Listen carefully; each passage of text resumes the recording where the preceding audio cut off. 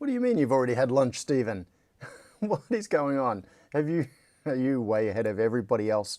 You're living in a different time zone, in a different reality, in an accelerated version of reality? Maybe? I don't know. TTS is catching up with names. But before I get into that, sorry, I'm clicking around here doing opening things. So before I get into anything, I acknowledge the traditional owners of this land, the Whadjuk Noongar peoples. I pay my respects to their elders past and present, and to Aboriginal elders and peoples from other communities who may be taking part in this live stream today. So where are we? Okay, TTS is catching up with names. So good morning to Mark Laguda, Michael Wires, Tabriz, Stephen W, Stephen George, Crispian, Sharky, Half Greek Geek, Mitchell R. Oh, well, I think Mitchell has just left us because it's sleep time for Mitchell. Some call it fun. Alistair is here. Good morning, Alistair. Imi, Any Mules, Russell Rennie, that's everybody that TTS has caught up with so far. Oh, and I can see in the chat that Simon is also here, and it'll catch up. And Gerald, has it been 2 weeks already? Asked Gerald. Yes, it has. 2 whole weeks. And okay, so I will show you. I'm not going to take up a whole stream with showing you dive videos and photos and things, but I'll just show you a couple of things. And I have an agenda for today to keep me on track. Okay, so here's how it's going to go. I'm going to start by showing you some little snippets of some videos and things from the trip, and it's going to get to about 10:52, I predict. And then I'm going to say, the stream's almost half over. I better get on topic. And then I'm going to be distracted. And then I'm going to get to about 11:23. And then I'm going to get on topic and get started. And it's going to get to 12. Scott and I'll Miller say, said, no. Mitchell left to avoid being yelled at. Mitchell left to avoid being yelled at. No. If we're going to yell at him, it's only an indication of our love for him. Yeah, the TTS is so cool. Dive squirrel, said Simon. Yes. So, where are we? Okay. Oh, and the other thing is, I'm going to give you a little bit of an update on this. It's been 2 weeks. I've got to figure out where the buttons are. Okay, this one. So, conveyor. So what I'm doing at the moment is bringing several boards to the point of production simultaneously. Open managed libraries. Okay. Find me updates. Updates. Public libraries. Any of those need updating. Updates available. Nope. And private libraries. Oh yeah. That one and that one. Modules. I was just doing these yesterday because of something I'm about to show you. So, where was I? That's right. So I have a number of Project Dopamine projects that are coming to the point of ordering boards all at the same time, which is cool. So the conveyor controller. All right, before I get to that, okay, Simon asked 18 or 20 pins is the question. That question has now been answered, and the answer is 20. So, with no spare pins. And I will explain my thinking. That is, I do actually seriously have an agenda. I even posted it in Discord right before the MeBot came up with a bizarre, hang on. Yeah, it came up with a bizarre AI generated, very long, weird response, and I don't like it. Get that LLM crap out of Discord. It's infiltrating. I am looking for the looking for the announcements channel in Discord. Here we go. Here we go. I don't normally bring Discord up on the stream, but I'm in a specific section that's not revealing anything, secret or anything like that. So this is what happened yesterday. I posted the video, I scheduled the video in YouTube, which is this, and you can see it here. The MeBot is subscribed to the YouTube channel. So what it does is when I post a new thing, it sees that and it auto posts this. And it says, hey, Superhouse just posted a new video, check it out, and it has a link to it. So if you're wanting to get links to upcoming videos, this is how to do it. Have a look in the announcements channel in the Superhouse Discord. So it did that, which is fine. And then I posted this on the agenda, showing the updated IOMOD, maybe Scott documenting Miller the said, Pinout. Me6 has gone to the dark side. Yeah, Me6 has gone to the dark side. So I did this. I just posted, showing this. These are some things I'd like to do on the stream today. And then this happened. MeBot replied with this. Noble companions of the technological realm, as we embark upon this grand agenda, let us first extol the virtues of the updated IOMOD, which, akin to a finely crafted suit of armor, shall enhance our endeavors with its newfound capabilities. This is not an MMORPG, Mr. Me6. We don't need overblown old English explanations of what we're doing. Anyway, I will pull that down there. Simon just said, AI slop. Yeah, it's just injecting it for no purpose. We have this hammer. We are going to smash everything, whether it needs smashing or not. Sorry, I've got the remote in my hand. I'm just turning on the monitor for the security cameras so that I can see what's going on outside, if anything goes on outside. Okay. Yeah, and you've got to pay to turn that off.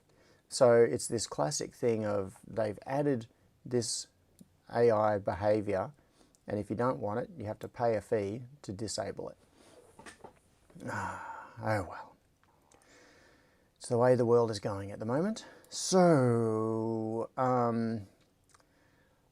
yeah, actually I saw a really good, I can't remember if I actually posted this. I may have posted it sometime recently.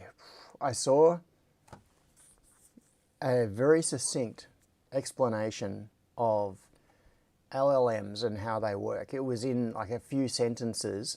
That was one of those just brilliant little explanations that clarifies conceptually, not technically, but just conceptually what is going on. Imogen Ann said, that is truly evil. Outside the box said, watch the Discord users disappear. Yeah. As long as Me6, the bot, doesn't start injecting that stuff everywhere. I'm not sure that it can. I don't know if it has post privileges elsewhere. It is specifically set up to post in the announcements channel because that's actually a useful thing, but we shall see. Okay, so where was I? Okay, I'm going to look at here. Sorry, I'm going to open something because I am going to show you why I was not here last week. Not in a crazy amount of detail, just in and not in okay, mana 1, mana 2, mana. All right, I'm just going to put this up. So people who have been on hanging around in Discord will have already seen some of this. So this is a video. Oh, I'll mute that. You can hear the breathing. Can I mute just this video without muting the whole computer? So yeah, as you can probably tell, that's a manta ray.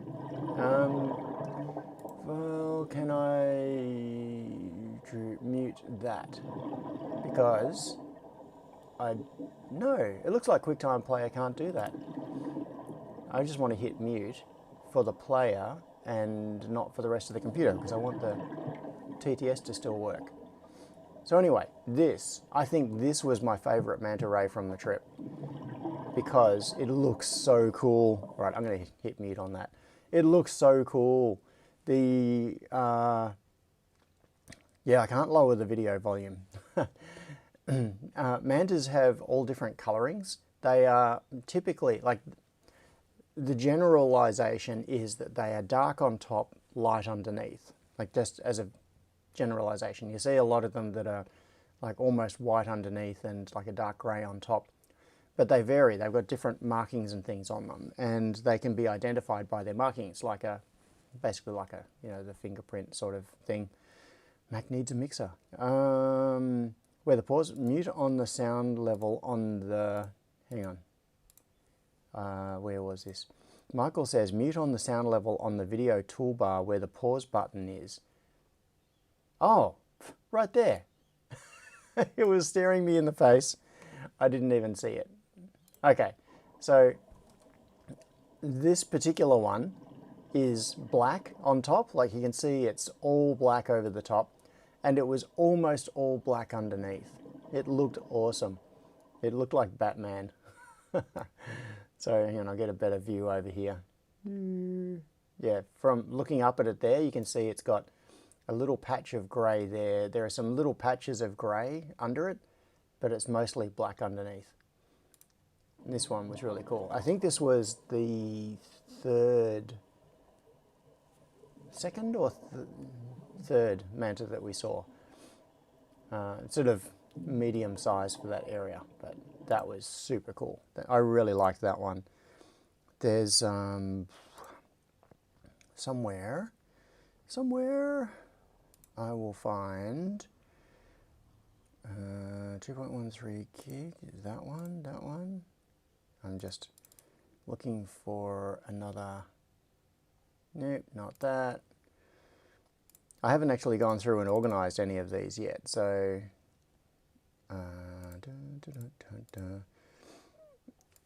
I have, I don't know, something like 40 gig of video from this trip. No, there was another one that I wanted to find. Where is it? Oh, 1.77 gig. I think I might have found this. Oh no, this is the it's the same one. This is the extended clip. That other bit I showed you was a little bit edited out of this video. No, I was trying to find another manta. Oh, here we go. There was one where I got about 7 minutes. Oh yeah, okay. This is not the video I'm looking for. It's adjacent to this video. This was when it came back. It had been hanging around at a cleaning station. So you can see this one is mostly light underneath, and it's even got some light patches on top. And this was after it came back to say hi to us. It had disappeared and then it came back. Let's find, is it this one?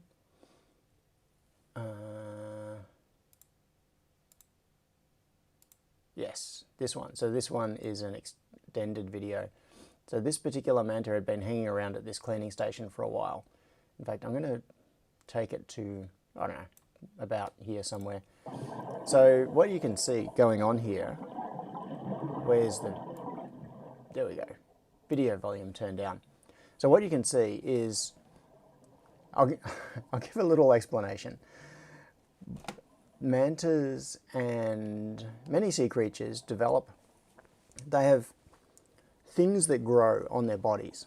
They will end up with stuff attached. Basically, you're swimming around in soup. It's full of living organisms. So they end up with algae and all sorts of stuff just attached on their skin. And that algae is food for little fishies. So what happens is that colonies of fish that like this particular algae form communities at fixed locations. and then the big sea creatures, like mantas in this case, will come and hang out in those locations and let the little fishies eat the algae off them. And they're called cleaning stations. So this particular location, you can see that what this manta is doing at this point is it's doing a slow orbit. It's basically swimming slowly in circles around this cleaning station, and there are little fish that swim up to it. So basically it's like this enormous aircraft comes in and hovers in this location. Little fishies swim up to it, and they then start nibbling off all of the stuff that is attached to it. And they can sit here for quite a long time. They can, there was one, in fact, I think this one, yeah, this one, I got 7 continuous minutes of video of this manta just circling. You can see that it's just going, it's slowly going around and around. It's basically swimming as slowly as it can without falling out of, falling to the bottom. And the fish swim up to it, they do their cleaning, and then once their cleaning is done, the manta swims away, and the fishies retract to their little colony in the rock or around the rock and wait for the next manta to come along. And so it's a symbiotic relationship where the little fish are dependent on the mantas coming in to provide food for them. They know that it's going to be a regular thing, and the mantas know that at this particular location there are fish that will clean them off, so they regularly come around. So these cleaning stations are like known locations. They're known to the mantas, and they're known to divers. So what you do is go and hang out near a cleaning station, and if you're there at the right time, a ray will turn up and you can just sit there and watch it. So just up here it came up kind of close. So this particular one was about 3 meters across. So yeah, pretty big for this area anyway. They get a lot bigger in other places, other parts of the world. So at this point it had decided, and you can see a couple of remoras there as well. So at this point it had decided it was clean enough, so it started heading away from the cleaning station, just going off on a gentle cruise. Oh, and those bubbles that you can see going up in front of me, that's my sister Hannah's, that's her, you could just see the corner of her mask there. That's my sister's air bubbles, because she was right beside me. We were side by side watching the ray, and then as it left, it came around beside us. So I turned to the right and I was looking straight over the top of her head, and you can see the exhaust from her regulator there. So yeah, this one was pretty big. Now just up here, we get a really nice view of it because it turns around and comes back close to us. So we were just here sitting in one spot, hiding basically next to a coral bommy. So we were down beside the bommy, peeking over the top of it when it, yeah, look at this. This is really cool. And check out the bite out of the back of it here. See that thing right there? That's a bite, and this is a big animal. So whatever took that bite was pretty big. Yeah, and there it goes off cruising. It's like a huge aircraft taking off. Who was that? Don't know. I'm not sure who that was. I don't recognize the Tusa gloves. Yeah, anyway, that was really cool. So this was the first part. This video that I just showed you there, the one I just narrated through, this was it at the cleaning station. I think this was the 4th manta we saw. Yeah, so that was it at the cleaning station, doing its orbit, just round and round and round, flying in circles. And then when it decided to leave, it did that, and we thought, oh, bye-bye, you're gone. See, it disappeared off into the distance. So I stopped filming at that point. And then, as we were all looking at each other going, that's so cool. And then I looked back, and it was coming back. So that's what this is. So it had swum away and then it came back to us. So this, and I quickly grabbed my camera and turned around and tried to catch it again. So this was it as it was coming back towards us. It must have gone out, done a loop, and come around. It didn't hang around, it just, oops, let's turn that down. It just sort of swam past us all again and then decided to wander off somewhere else on its circular, circuitous path. Oh, that's Jack. Yeah, that's my sister, my other sister down there. So both my sisters were on this dive with me. All three of us were there watching the mantas, which was really cool. Okay. Alistair said loiter mode in ArduPilot. Yeah, that is right. It is like loiter mode in ArduPilot. And in fact, so that first video that I showed you, hang on, I'm going to find the one with the Batman. Where are we? Recent, open, recent, Manta 2, was it this one? Yeah, this one. So on this particular dive, so this is back to the Batman one, there was quite a strong current at this point, and that's why it's not circling.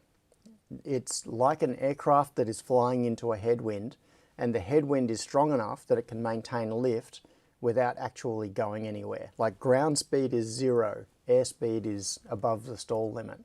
So at this point, you can see that it's swimming, so it's flapping and moving, but it's not going anywhere.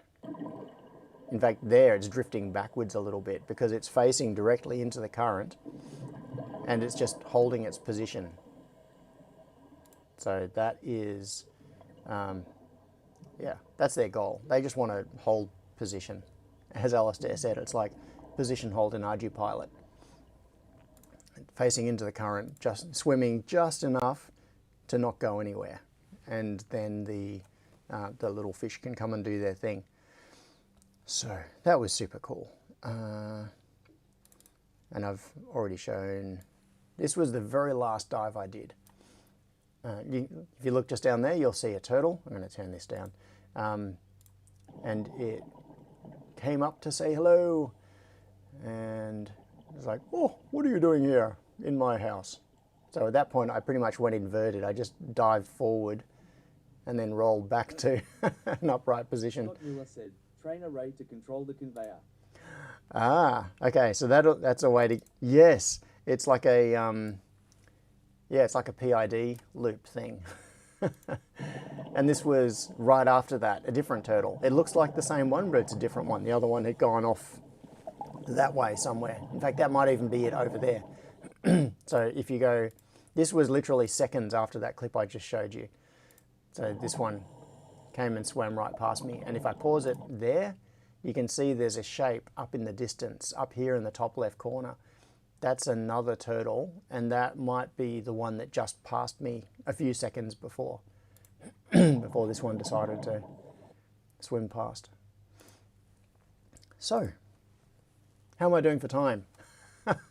I've used nearly a quarter of the live stream on this. Yeah, I need a better way of organizing all of these videos. At the moment, it is just a folder with all of the videos grabbed off the camera and dumped in here. So it's, ooh, is this the one I'm looking for? No. But yeah, we saw all sorts of things. We saw a flock of eagle rays, about 16 of them. Just trying to find, not that one. Oh yeah, this is a video of some turtles just playing around. No, I'll skip that one. And what about this one? I'm looking for a specific one. Oh yeah, this is not the one I'm looking for, but it's kind of cool. So this, while this is playing, I'm going to look for something.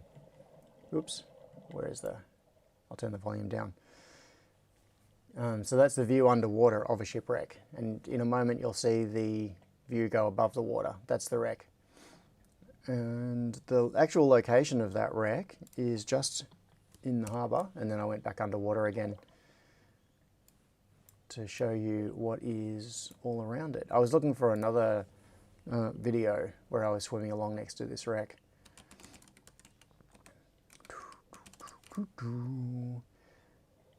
Okay, Heron Island images. Cool. In a second, I will show you, for context, where this wreck is. It is... Where's a good overview photo? That one? Kinda.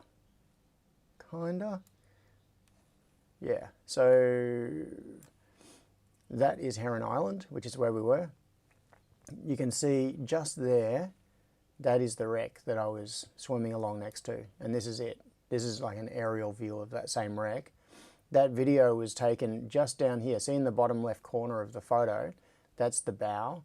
And I was right about here. In fact, where that little camera icon thing is, that's where I was when I was taking this video. I was just off the bow on the starboard side.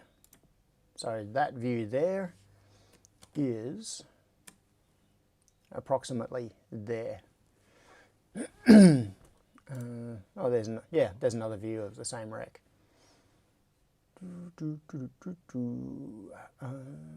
So somewhere,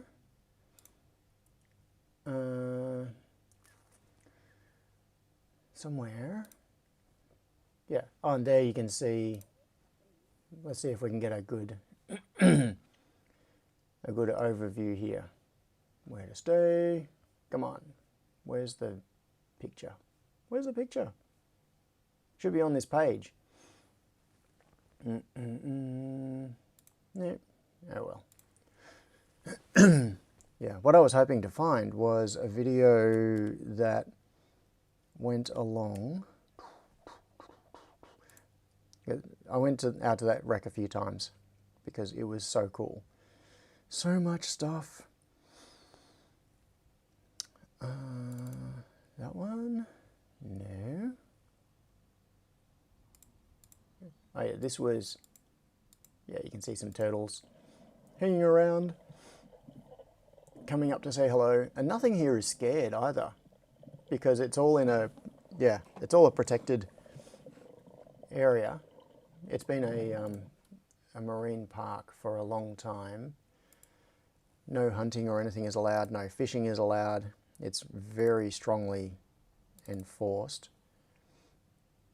What's that? Oh. That one? Yep. It's very strongly enforced. Yeah, so stuff just doesn't care. It just comes right up to you. Oh, little shark. Where was this one? Somewhere here. You can hear me calling out, shark, shark. Yeah, you can see there's a grey-tipped reef shark coming for a little walk along. Just going for an afternoon stroll. So I was trying to follow it here, but I didn't want to go out into the shipping channel area. So anyway, I think that's enough for now. That's enough of teasing everybody with how much fun I had and why I wasn't streaming last weekend. Okay. Image. But it's only 10:25. Yeah, Crispian said, you said 10:52, but it's only 10:25. Yeah, but then I went back onto chasing aquatic squirrels. There are a few more people in the chat. Gerald42, Scott Miller. I said hello to Simon earlier. John Whips, Jordan Reese, Tassie Bob. Thanks for coming along. Now, okay, so this, just a quick update on this. I wanted to get this done because lack of conveyors has gone from an annoyance to an actual serious problem because of things. So also the YS350 solder stencil printer arrived a few days ago and it's now been set up, kinda. Needs a little bit more tuning still, but it's, hang on, I'm gonna see if I can find a photo of it. And the issue, yeah, okay, here it is. So this is the new solder stencil printer, and that is sitting not in its absolute final position, but approximately final position. So it's about where it needs to be. It's in it's at the far end of the cleanish room before the entrance to the first KO. So ignore the KO in the background. That's machine number 3, which is the spare. So to the right of this is the entrance of the conveyor to KO number 1. And the idea is that PCBs will get their solder paste applied here, and then the PCBs will go onto a conveyor in this gap. So on the right here you can see there's a big gap. But that black line that you can see hanging there, that's a pneumatic air hose. So that's coming from the pneumatic feed that runs to the pick and place machines. There's an air receiver mounted under there, and then splitters. So I've got like T-splitters and things to... Outside the box said, are you going to elevate it? Maybe. Now the thing is that because this is what's called a semi-automatic solder stencil printer, it's not fully automatic. It doesn't have auto optical alignment. You have to do the alignment manually. And it also doesn't have a conveyor. So you have to put the PCB into it and mount it on these little holders here, so that locates the PCBs accurately so that the stencil sits over the top and then the paste gets wiped across it. You then have to lift the PCB off manually and put it somewhere. You can't just feed a bunch of PCBs in and have them come out a conveyor on the other side. So when this is being run, whoever is running it is going to have to put blank PCBs in, paste them, like press the 2 buttons, it's got a button on each side so that you know your hands are clear. You have to press both buttons at the same time to activate it, and that's because these are effectively blades. They're pneumatically powered blades that come down and then slide sideways. And if your hands are in the way, you would lose fingers. So it's got the double safety buttons to activate it. So what you have to do is put the PCB in, press the go buttons, it then descends, does the wipe, and then it raises again, including lifting the stencil so that you can then take the PCB back out. And the Don is trying to get me off topic and back onto diving. So Donna said, John needs a Garmin Descent dive watch. Yeah, what I want is a dive computer. I already have a dive computer. Like actually I have 2. I have got one attached to my BCD, and that's the one that I generally use for actual, like for paying attention to. It's a Cressy dive computer, and I also have a wrist mounted one, like a watch style. It's like a really big watch. I also have one of those, so I dive with both of them, and they generally agree. It's just a bit of paranoia. They generally agree on depth and dive duration and that sort of thing. But I take my dive data from the attached one. But what I want is a dive computer with integrated air. So it's got a sender, like a pressure gauge that attaches to the tank, and well, to the first stage, technically.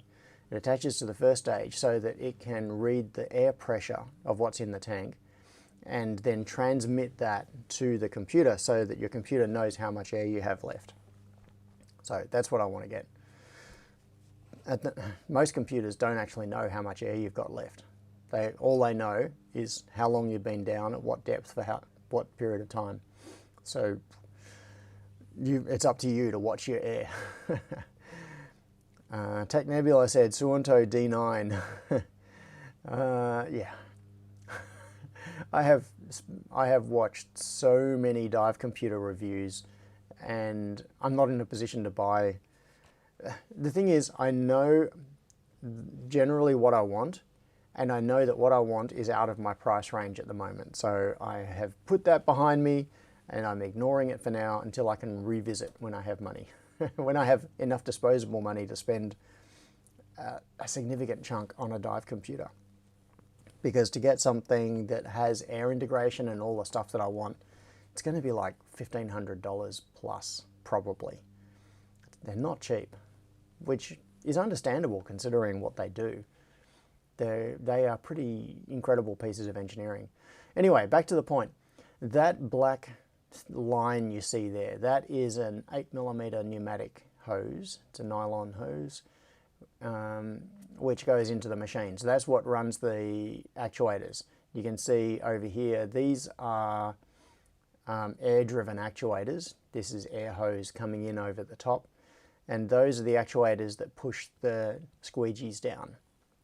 These are the squeegee blades, left and right squeegees, because they are angled. They're at like a 30-degree angle or something, so that as they slide, they have a trailing edge. They don't come straight down, they come in at an angle and they slide sideways, sweeping across the top of the stencil. So there's one for dragging right to left and there's one for dragging left to right. And the little pneumatic cylinders up here drive them down. So anyway, that is now in the cleanish room. So the point is, I need a conveyor to go here to go between the stencil printer and the first pick and place machine, so that boards can be processed on the stencil printer and put on the conveyor, and they can just queue there ready to go into the pick and place machine. At the moment, you have to just put them somewhere. They end up just sitting on top of the pick and place machine or on a table nearby or something, which is not ideal. That's just an interim thing. So that means that getting this project functional is more important than ever. I don't know why I'm bothering to change that. In fact, let's just turn the grid off for now. And off stream, I finished it. So this board is now... Oh, and also there is a really weird rendering thing going on here with Fusion. I don't know if anybody's got suggestions on how to fix this. But what happens when you push from a PCB design, I don't know if this is a Fusion bug or if it is an option that I've turned off. I may have done this. This might be my fault. But from here, this is the... Hang on, I'm going to do a rip up there. So this is the the laid out board, and just to make Austin happy, I included a little JST SH 1mm header here, and you can guess what that's for. What else? What else? Yeah, so anyway, when you push from this, see it says the 2D and 3D PCB documents are out of sync. The only reason it's saying that is because it's marked the file dirty because I hid the polygons. But I've shown the polygons again. Now if I push to 3D PCB, I'm going to push. So solder masks are on. Stop layer geometry is on. The tree just fell on the branch, just fell on the roof. Copper text. Oh, no, stop layer geometry is off, but that doesn't matter. Polygons, yes. Traces, yes. Vias, yes. Components. Everything is on. And the reason I'm showing you this is that there is something going wrong. Silkscreen quality, yeah, it's just on default. It doesn't matter. Replace board outline is off. And okay, so if I push, you'll see that what happens is it's going to update in here, but there is something weird going on where it's not doing the fiberglass. It's not doing a whole lot of layers. And I don't think I've got them turned off in here. What you can see is the top and bottom copper pores In fact, where are the other pores? This is a 4-layer board. What? I only just thought of that. Okay, so what you can see are the traces. You can see the vias in the middle there, like, whoop, there's a little via. You can see the through hole, plated holes there where connectors and things go in. But it's not showing the fiberglass. It's not showing the silk screen. It's not showing the solder mask. It's just the copper. Really weird. And I'm pretty sure everything is turned on. Like, I haven't turned off visibility of any of these things. Solder mask here is on. See? Solder mask 1. Solder mask. It's turned on. Copper. Oh, this is weird. Why is it only pushing layers 1 and 16? Sketches, relationships. I am going to, turning everything off first, yeah, I am going to delete this, if I can. If I can. So I'm going to close the 3D model. Okay, you can see that it's no longer open. I'm going to delete, if it'll let me. Do you want to permanently delete? Yes. Ah, it's referenced by another file. Please remove the references from the referencing file. That's annoying. Can I delete the reference from here? Where is the 3D? That one? Yes, okay. Other options in here, PCB top, PCB bottom. These are just, no, I don't want to open it. I want to remove the reference or delete it. I want to break the link. Anyway, I'm not going to waste more time on this.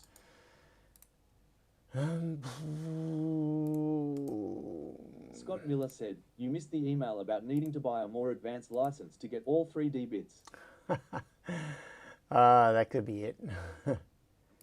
Come on, close. Don't save. Don't save, don't save. And I wonder if, okay, now that I've closed everything, I'll just see if I can delete this. I want to delete it. No, it won't let me because it's being referenced somewhere and I can't find where it's being referenced. Dumb. Anyway, point is, this is ready to send off for production. Let's check the board stack up because that may have something to do with the weirdness that's going on here. So you can see I've got top, route 2, route 15 and bottom. So it's a 4-layer stack up there. Where are we? Display layers, flipboard. Where is the layer stack setting? Okay. Layer stack here. Hang on. Oh, this is weird. It's like it's in a broken state between being 2-layer and 4-layer stack. I bet this will fix it. If I change that to a 4-layer stack, well, that would have been interesting if I'd tried generating Gerbers from that. So now if I go to here, yeah, the thing is that it's been showing the layers in here. Like you can see that I've actually routed signals on some of these intermediate layers. Like on route 2, you can see I've routed tracks there. What's the DRC showing? No errors. All right, I am going to save this again. No, before I do that, I'm going to switch to there. I'm going to turn the grid back on. Set it to 1, just so that it's in my normal default state. Save that, and then I will try pushing. So yeah, I think that was the problem. It's got into some strange state where it thought its layer stack up was different to what it actually was. And therefore, when it was pushing the files to the, like pushing all the geometries to the 3D model, it was screwing up. All right, that's now saved. Push, yes, go, go, go, go. Give me a proper 3D view now. Ooh. Don said, production might have a hard time making that hollow PCB. Yeah, they might. What What is going on? Why is it still like that? Why? Fusion, why are you like this? So what would be interesting would be generating Gerber files from this. Yeah, and then pulling them into a Gerber viewer and just making sure that there really are all the proper layers and things. So I'm going to do that, but maybe not right now. I'll do it before sending stuff off. If I go to the production view, where is it? I don't normally use it. Cam preview, there we go. Let's try, so that is the top side of the board. Top side, bottom side, top side.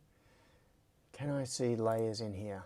Board, stack up, copper layers, 4, board thickness 1.2. Why is it set to 1.2 millimeter board thickness? Why not 1.4? That is, yeah, there is some oddness going on here. Design, okay, stack up. Let's see if we can change this. So it's a 4-layer stack. Board thickness 1.1978 millimeters, and that'll be because the center dielectric is set to be smaller. So it's aiming for a 1.2 millimeter stack.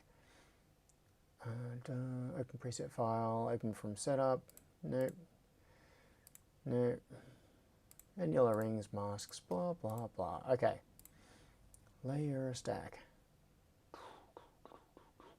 This center dielectric is, hang on, can I drag this out so I can see what's going on? So this core is a 0.711 millimeter core, and it probably should be around a 1.1 millimeter core, give or take. Manufacturer 183, yeah, anyway, this shouldn't matter. This should not matter. So what I will do is, before I send this off for production, I will pull the Gerbers into a Gerber viewer just to make absolutely sure that I'm getting all the layers. So for now, I'm going to not close this without saving it, because I saved it before generating the 3D view. I'll save the 3D view. Yeah, Fusion takes any excuse to mark a file as as dirty. So if you turn off polygons, all of a sudden it becomes an unsaved file. If you push it to 3D, all of a sudden it's an unsaved file, even if you have not changed anything in it. Okay, so back to here. So the conveyor, yeah, that is ready now for me to send off for production, apart from checking that little thing. But Testomatic. Okay, it is 10:49. It's time for us. I've got 3 more minutes before I have to be on topic. 3 more minutes. 3. Oh, zoom as far as you can on the edge in 3D. Scott Miller said, zoom in as far as you can on the edge in 3D. Okay, let's try that. Conveyor. I'm not sure what that is going to do, or are you trying to see whether the extra layers are close together? Because that could be the case. So if we look at the edge of the PCB, you can see there is a layer of copper there. That's a copper layer. And then there is, yeah, I thought that perhaps there would be a copper layer and then a tiny gap and then another copper layer, which is kind of what you would expect to see. But no, because when you look at a PCB stack up, the thickest part of it is the center core, and basically it's 2 groups of layers. So you have the top layer, so you have top copper, and then pre-preg, which is a very, very thin layer of the fiberglass, and then copper, and then you have a thick, I'm talking about a 4-layer stack up here. Then you have a thick center core, and then you have copper, and then you have thin pre-preg, and then you have copper. So basically it's a group of layers on the top, a group of layers on the bottom, and a thick spacer in the middle. So the distance between layers 1 and 2 is very small, between layers 3 and 4 is very small. The distance between layers 2 and 3 is quite big. It's not symmetrically split through the stack, which when I first started doing multi-layer PCBs, I just assumed that's the way it was. I thought that each of the layers was like an even thickness, but they're not. So, no, can't see anything there. That looks too much like the animation where Flynn was sucked into the system in Tron. Yeah, it's like, we are going into the computer. We are going into the computer. And now we are inside Tron world. We're gonna de-res. Someone de-resed the fiberglass. Flying around in the computer. Make myself seasick. Oh, and you can see over here that I switched the fuse. So this is the fuse holder that Austin recommended. It's a little ceramic cartridge fuse inside a holder, and that is what I put on this board in place of the big automotive fuse that was on there before. So this is now a 2 amp fuse, and I ordered some and they arrived, so I already have those. I also put on surface mount dip switch. There's a 4-way dip switch, and that is just to be able to configure the identity of each of the conveyors. So I can have up to 16 conveyor IDs configured on dip switches, and that can be used to set their CAN bus ID, etc. Yeah, Paul Schulz, I know this. This is Unix. Yeah. Okay, we've had the countdown. It is now time to be on topic. Back to here. Back to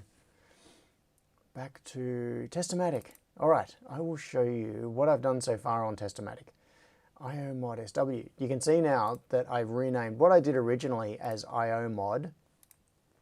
I've changed because it was the only one. This was a bit short-sighted of me. I originally just named it IOMOD because that's what it was. And then when I started doing others, like I started on the Serial Wombat. I've always got to think of what SW stands for. The Serial Wombat version, I realized that calling the first one IOMOD is misleading. It's IOMOD AD5593R because that's the IO chip that's on it.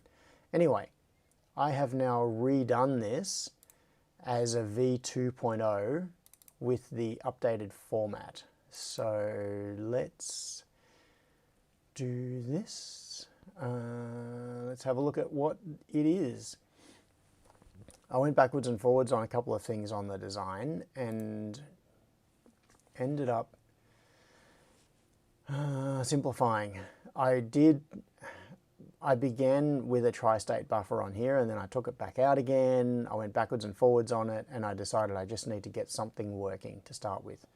So this is the updated 20-pin footprint, although this was done with 2 distinct 10-way headers, and I'll show you in a moment something I've done in my library, in my Fusion library for this. So we have VLogic. Let's see.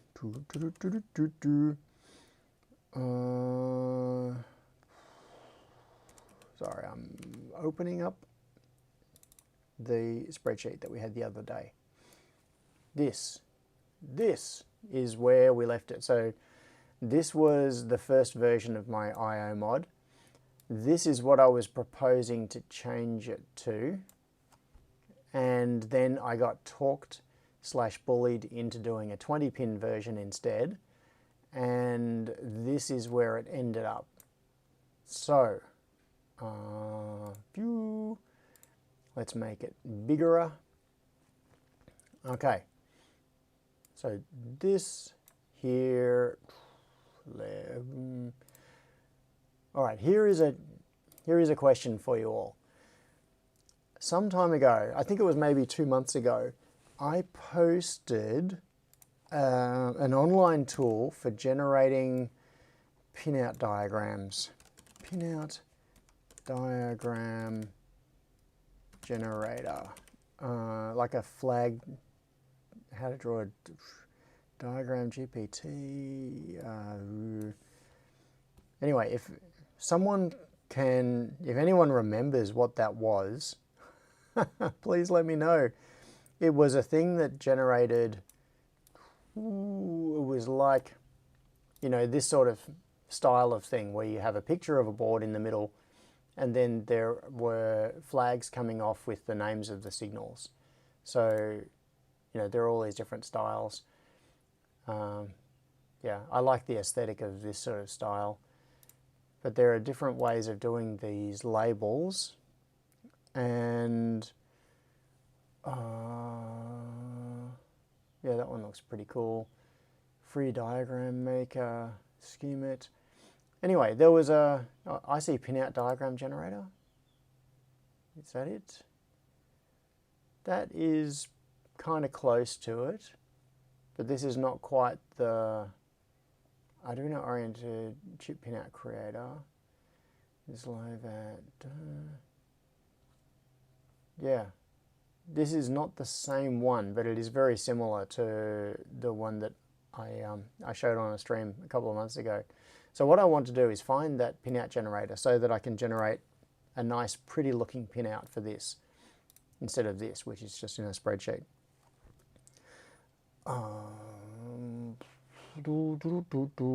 Yeah, so Team 20 has one indeed.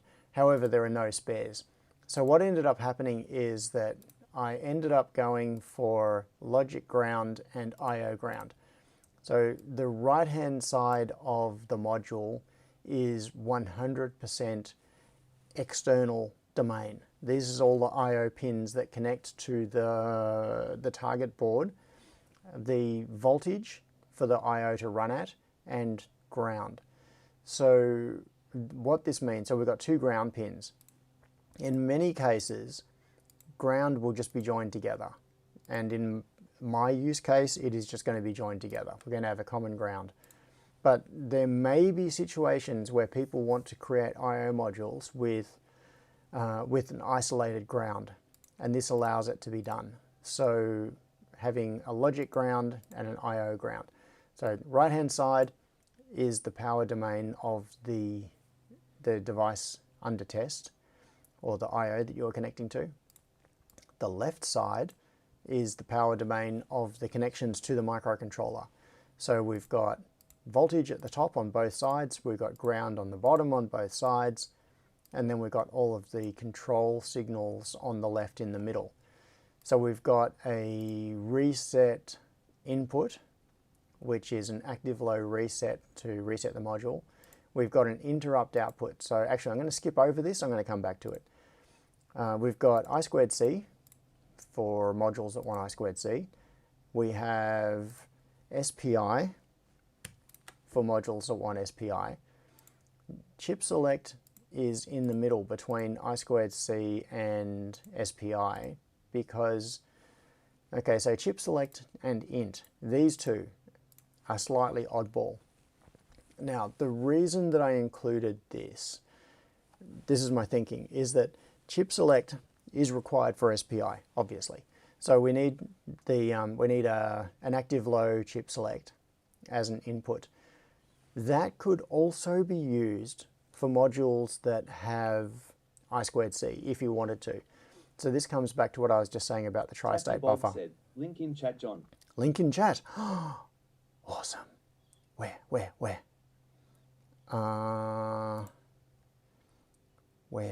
I did save that link somewhere. Oh, do you mean chat in Discord? Or chat in here? Because I can't see it.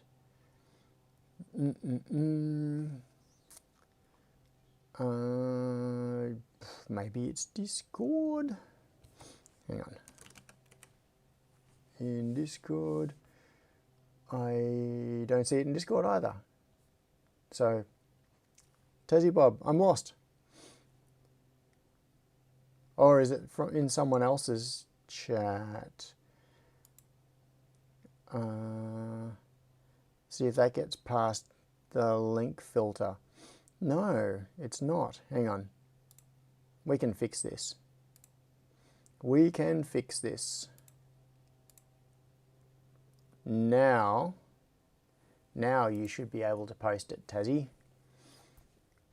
Yeah. Try again. Once more. Once more with feeling.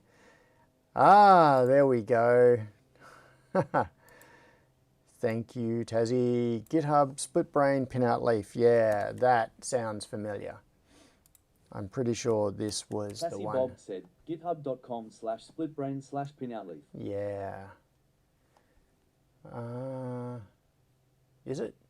Yes. Yes, this is the one.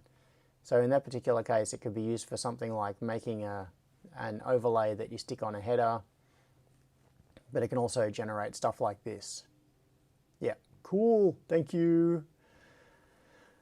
I need to I need to keep track of things like this, not just outsource my memory to you. David C. Feeling, meh, feeling. I used to have feeling, yeah. I know what you mean. So I'm going to generate a version of this pinout using SplitBrain's leaf generator. Yeah, so anyway, so chip select in general is used with SPI, but you could also use it on I2C if you wanted to, because there could be a buffer on the module, and when you assert chip select, it could enable the buffer and allow data through on I2C. So this is a way of getting around problems.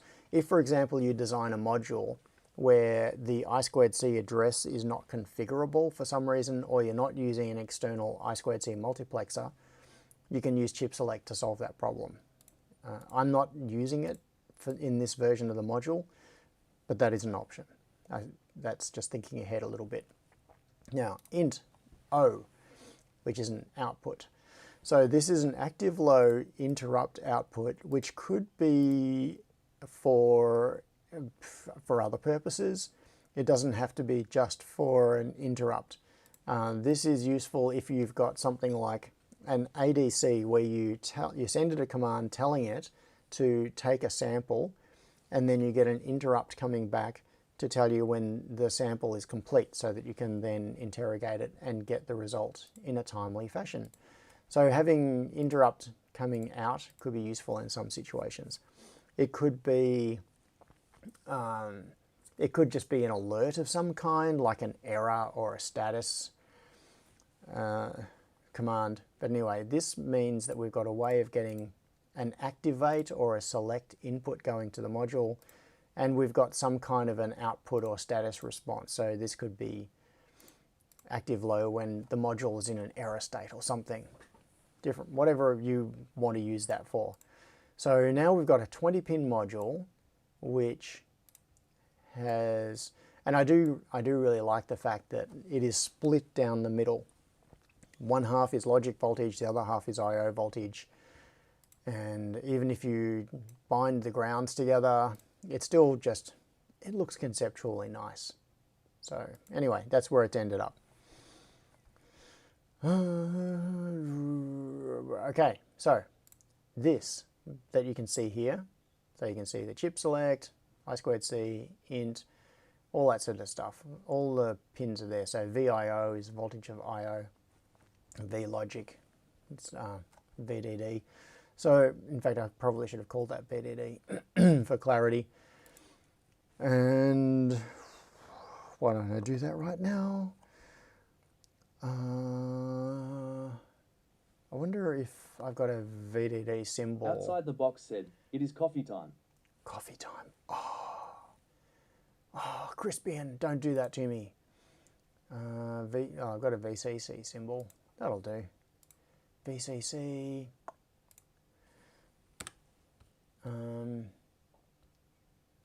Oh yeah, I'll copy that. If I do this, Oh yeah, I can do it. I can do it. That's all right. Sorry, I had a brain fart moment. I'm going to rename every segment of VLogic to VCC.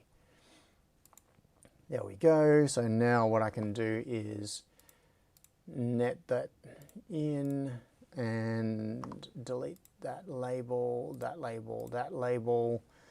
I can, and just because I prefer this specific style, I'm going to do that and do that.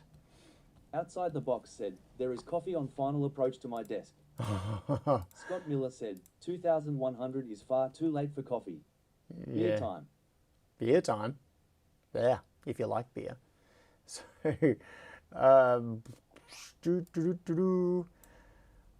now, where am I? Okay, so VCC. And then, what have we got? VLogic. Hang on. VLogic. Oh, I've screwed up.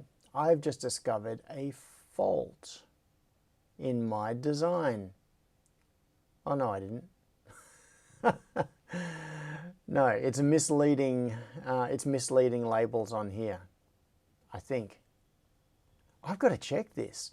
I need to make absolutely sure. Look at this. This is ambiguous. We've got VDD and VLogic on the AD5593. Okay. I want to sort this out. AD5393R datasheet coming up. Let's clarify these. VDD 2.7 to 5.5 volt. VLogic is 2.7 to 5.5 volts. So when it says logic, is that the external side, or is it what it uses to communicate with the microcontroller? Normally VDD is the supply to the logic. So that might be, yeah, anyway, I just want to make sure. I have a feeling that I did figure all of this out at the time, but I don't want to screw this up. Load regulation, VDD, reference. I think I might have better luck searching for VLogic. Equivalent with SPI interface and VLogic pin, okay. VLogic, okay, logic inputs, input voltage. So logic inputs are,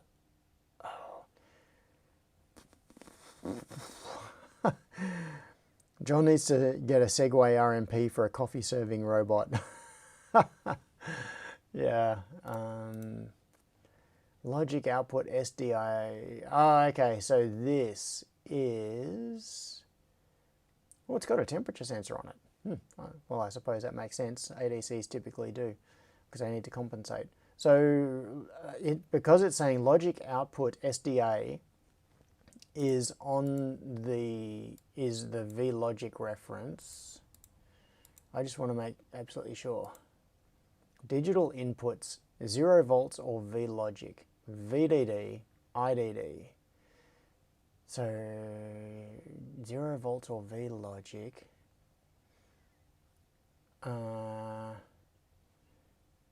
Timing characteristics. VLogic here is said to be from 1.8 to VDD.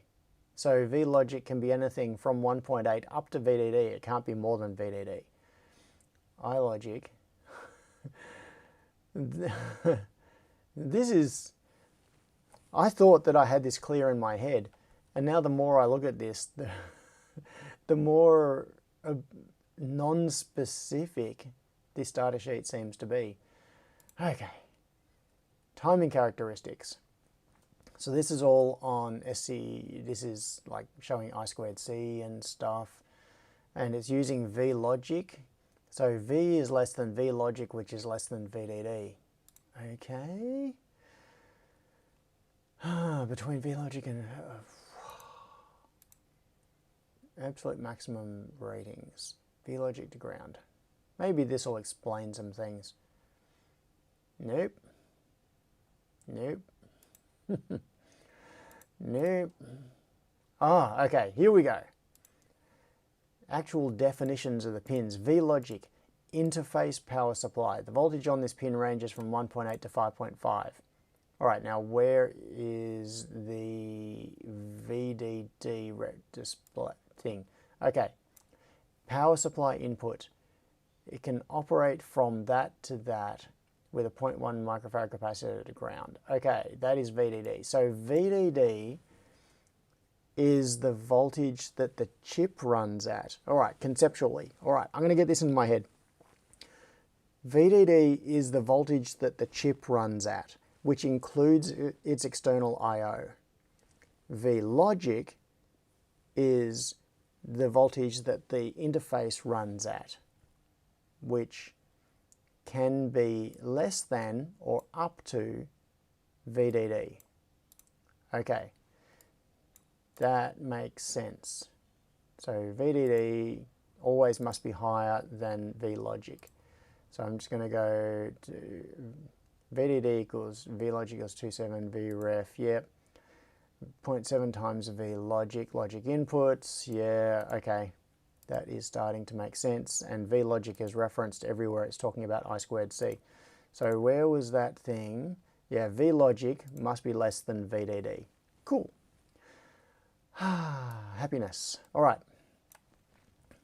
That means that VDD is the voltage of the I/O pins, VIO. And over here I've got VIO, which is there, and VCC symbol I've got on the V-logic pin. Yeah, okay. I thought I made a mistake, but I was wrong, as the saying goes. Where is that quote from? I do not remember where that quote is from. I may not have got it exactly correct either, but it's something along the... no, it's the other way around. I thought I was wrong, but I was mistaken. Yeah, I was wrong about thinking I was wrong. So we've got V-logic and... yeah, so V-logic decoupled with a 100 nanofarad cap. Also, there was a super interesting video posted in Discord in the memes channel of all places by Mitch about decoupling, and everything you think you know about decoupling is wrong. It's a very interesting video. I will not get into that right now, but I think that might be a subject for talking about on a future stream because it is super interesting. It was characterizing the classic strategy of using a combination of like 10 picofarad, like was it 100 picofarad, 1 nanofarad, 10 nanofarad, 100 nanofarad caps so that you can cover decoupling across a frequency range. Anyway, I'm in danger now of starting to get into the explanation. But anyway, it was showing that doing that combination of caps can actually add more noise to your power rail than using caps of the same value because they transition between being capacitive and being inductive at different frequencies. And then you get weird, you end up with basically you're building a capacitor inductor network which can resonate and then generate noise. So you're generating noise by putting decoupling caps on your power rails. So let's not get into that right now. Absolutely fascinating. And in this video, he simulated it and then actually built test circuits and measured them. And the measured circuits pretty much followed the simulations. So anyway, all right, so we've got VDD is decoupled with a 1 microfarad cap, and that is the voltage that the chip runs at, and Outside the box said, the I/O. that was a great video. Yeah, okay, so Crispian watched it too. Yeah, very cool video.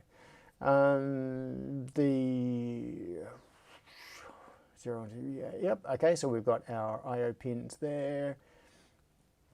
Okay, so one thing that I'm a little worried about.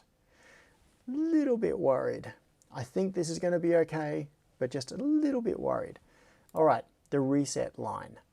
Now, this reset line, and I would, oops, that's not what I wanted. I would appreciate opinions on this. This particular chip has an active low reset line, which means that we can't leave it floating. It needs to be pulled high to allow the chip to go into an operational state. And there are a couple of strategies for that. I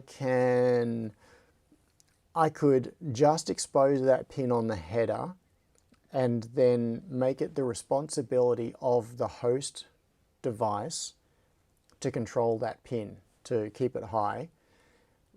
Or I can make it so that there is a bias on that line on the module, and then the host device can drive it low if it wants to, or it can totally ignore it and not use it at all. And I have opted for pulling it high weekly with a 100K resistor. And the reason that I would do it weekly, I don't mean daily, weekly, monthly, I mean week as in no strength, little strength. It's biased high so that the chip will be enabled by default, but the resistor value is high enough that it can be overcome easily by an external signal. And this is a critical thing, what happens if you've got a bunch of these modules in parallel? Because typically you'll have a few modules on an I2C bus or an SPI bus, and you'll be resetting them all together, which means that all of their I/O lines are going to be tied together, which means that effectively you have, say you've got 10 modules. I'm going to do 10 because it makes the math easy. So say you've got 10 modules on an I2C bus, and they are all in parallel, so their reset lines are in parallel.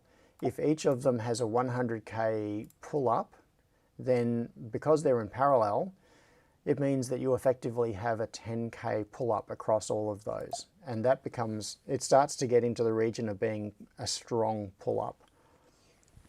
And if the host itself also has a pull-up, typically 10K, so say you have 10 modules, and then you have a 10K pull-up on your host board, you now have a 5K pull-up effectively across on that reset line, because you've got 10 100K resistors and a 10K resistor all in parallel.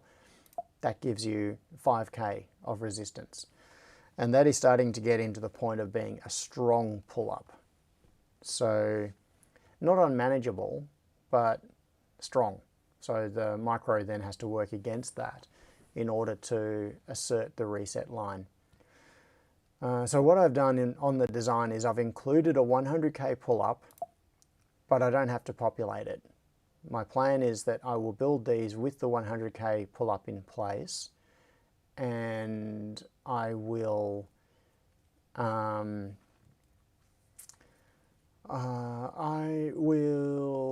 populate it, but if it turns out to be a problem, I can leave it off.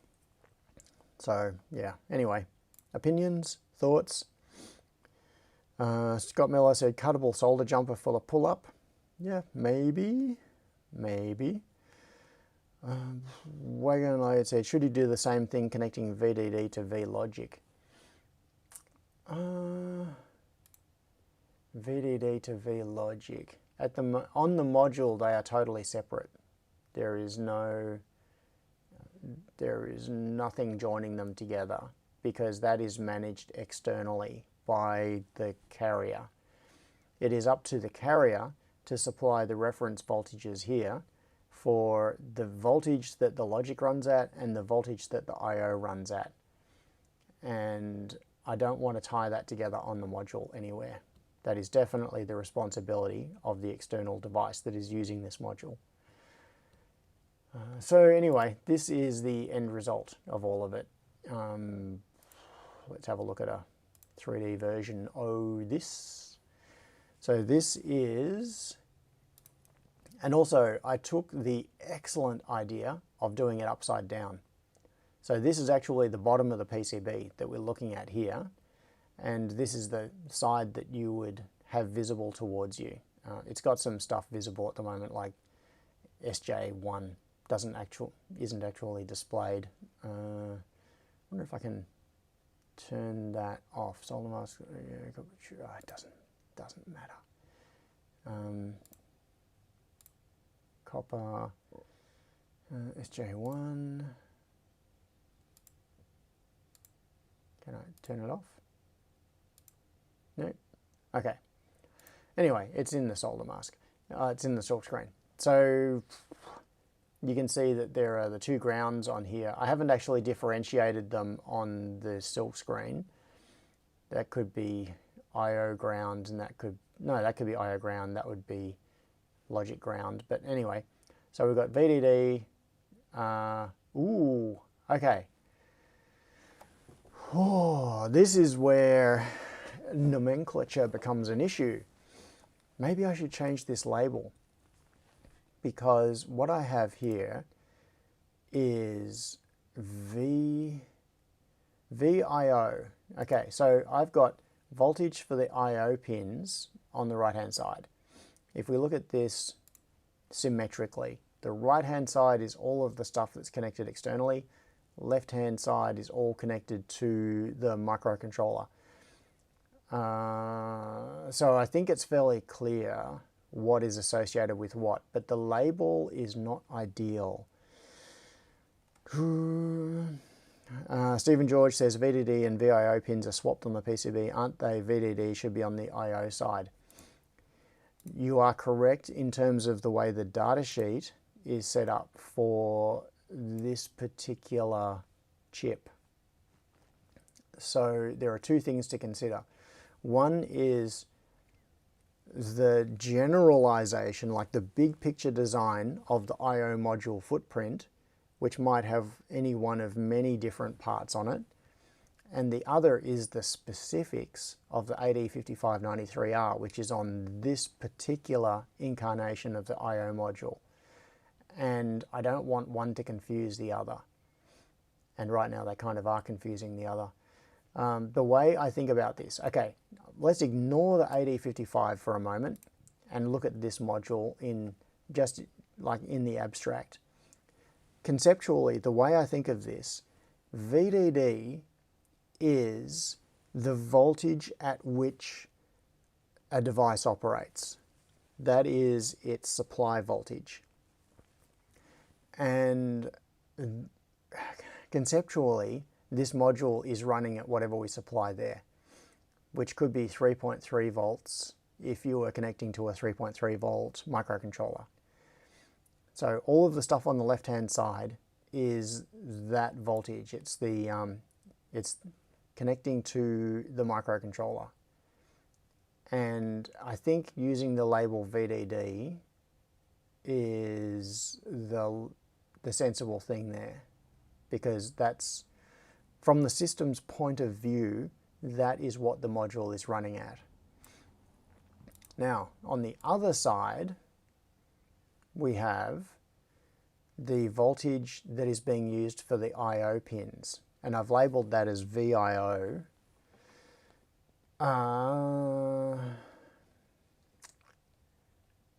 And that could be higher. It could be, okay, I just thought of another complication. You can't have 5 volts on the left-hand side and 3.3 volts on the right-hand side. That is against the rules according to the data sheet for that chip. But anyway, ignoring the chip again for now. If this was a fully isolated device, imagine this was a galvanically isolated device. The left and the right halves are separated from each other. The right half is the voltage at which the IO pins are going to operate. The left half is the voltage at which the interface pins are going to operate. So what label should we use? Because what we're looking at here should be labels that are not specific to the AD5593R. These should be labels that are generalized for the IOMOD footprint. And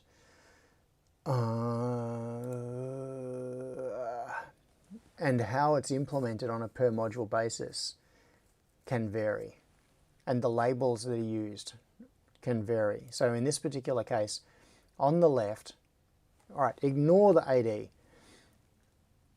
What label makes sense? Sorry, other side. What label makes sense on the left side, on here, for the voltage that is going to be used for all of these interface pins?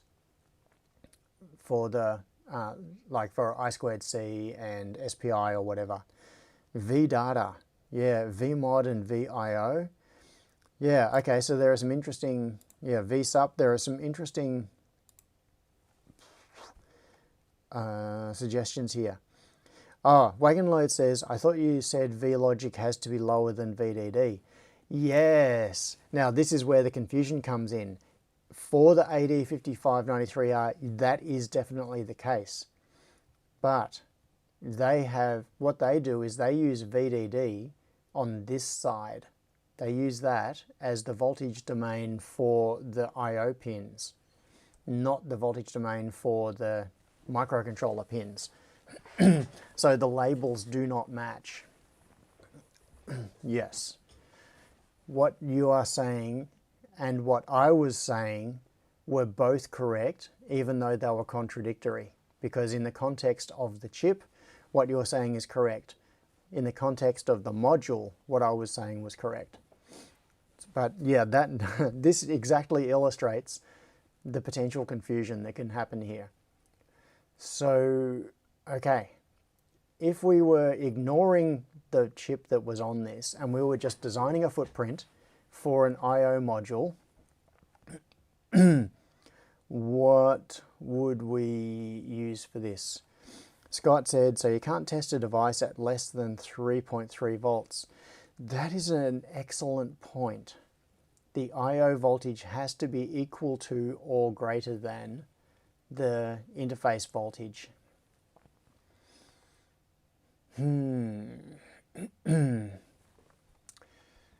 Now, where is my spreadsheet? Is it still on this screen? No. Maximize that. Where did I put my spreadsheet? IOMOD Pinout, or maybe I closed it. Did I close it? Yeah, I must have closed it. Okay, so let's come back to here. And ignore the 8055 entirely. Forget that we've implemented this with that particular chip. Looking at the module, what should these be called? So here I put in the label logic voltage and I/O voltage. So let's change these colors slightly. Make that maybe, and we'll make that that. The difference is too subtle. I'm going to go for a like a pale orange or something like that. Anyway, just to really highlight the fact that these are different power domains. So what label should be used for the voltage that is used on these I/O pins, and what voltage will be used on this? So the question Jordan asked, VLogic will always be the same, right? That will always be the same on a specific carrier board. So in the case of Testomatic, we've got a Raspberry Pi, which is talking to these devices, communicating at 3.3 volts. And the device under test might be 5 volts, it might be 3.3 volts or whatever. So you might have some modules that are configured for 5 volts, some modules that are configured for 3.3 volts on this side, but they will always be consistent on the internal side. So Jordan, yes, you are correct. The internal side will always be the same. But I go with VSUP for the supply voltage. Yeah, but supply for what? Module voltage and I/O voltage. VIO still makes sense, says Scott Miller. Also, why not just use VLogic and VIO on the module, says Jordan. Scott says, but I'd go with VSUP for the supply voltage, VPI, VPI and VTest, said wagon loads. Yeah, it may not be a pi though. Part of my problem is that I am trying to think more broadly than Testomatic. What I'm thinking about is these being modules that could be used in other contexts outside of Testomatic. You might want IO modules for some other project, don't know. So, so I don't want to specifically say pi here. I would say, yeah, okay, so module voltage and IO voltage. I think IO voltage makes sense on the right-hand side here, because, so that could be VIO, for example, or VIO, or VCCIO, VIO, and then on this side, VLogic, I don't know, XKCD 910. Stephen, I don't remember 910 specifically. Let's see, XKCD, which one was 910? I don't remember that code. Okay. Permanence. Configure the network. Please enter the host name for the system. Host name. You've been staring at the screen for a while. Picking a good server name is important. Stare, stare, stare. And yet you settled on Caroline for our daughter in like 15 seconds. But this is a server. Besides, you were trying to name her Epidural. Those were good drugs. Yeah, naming it. The host name is going in dozens of remote config files. Changing a kid's name is comparatively easy. Yeah. Change your child's name. I hadn't actually seen that XKCD before. Thanks, Stephen. Yes. This is setting a precedent. Outside the box said, isn't massively overthinking the name of this live stream? It is indeed.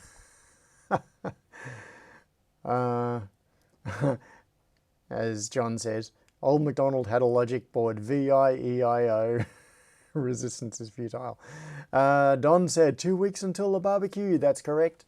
Just a reminder. So the next barbecue is going to be on Sunday the 14th of September, and Don S is coming, we think.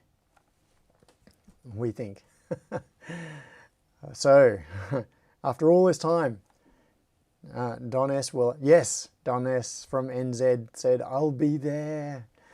So cool. We will have a Don S in person, which will be great. So, if anybody else wants to travel like around the world to come to the barbecue, you're welcome. Crispian says, we'll have to shout Don S a beer. Yeah. Or whatever beverage of choice. I make no assumptions.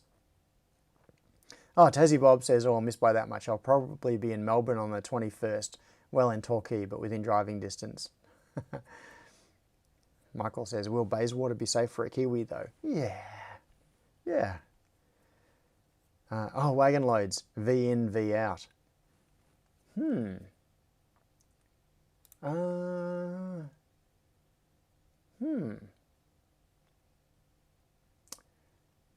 That kind of appeals a little. What I'm not sure about is V out for this, because it's not an output from the module. This is an input. It's a supply input to the module. We're not supplying a voltage out. So if we called that V out, it would look like it's a voltage reference or something, like a reference voltage coming out, but it's not. It's actually a voltage coming into the module to tell it what voltage to drive these pins at. V device. Stephen said they were both in. Yeah. And Scott said VIO isn't an output. Yeah. So I think that might be... So I think VIO, V logic, V control, V... What else? Because V comms... Because in some ways, this is the I/O side, this is the comms side or the control side. So, yeah, Scott says VIO is the most appropriate for that pin. Someone said VX would be my choice and just move on. vHost, vTest, vModule, vTarget. Yeah, there are some good suggestions here. vLogic, vHost. I actually kind of like that one. So I think VIO is fine for that. What did I have on here? Okay, so I had VIO. I think that is fine. That makes sense. It's this VDD that is potentially a problem.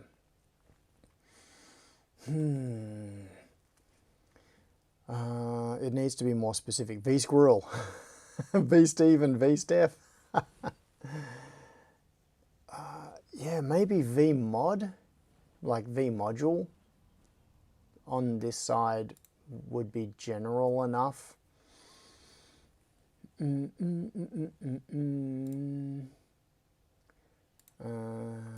Go to T-Place. Oh no, it's B-Place.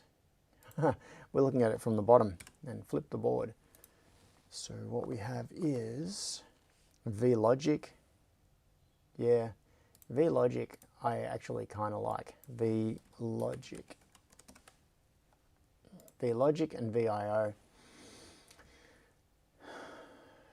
That sort of appeals to me.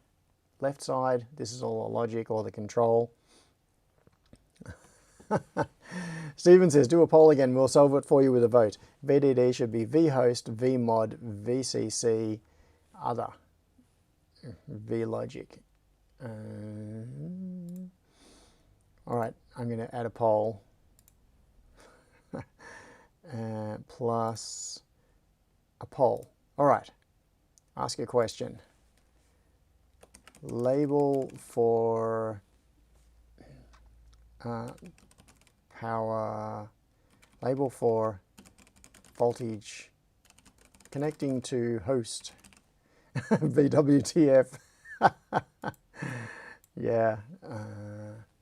VDD, vLogic,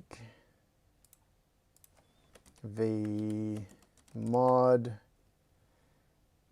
What else did we want? vHost.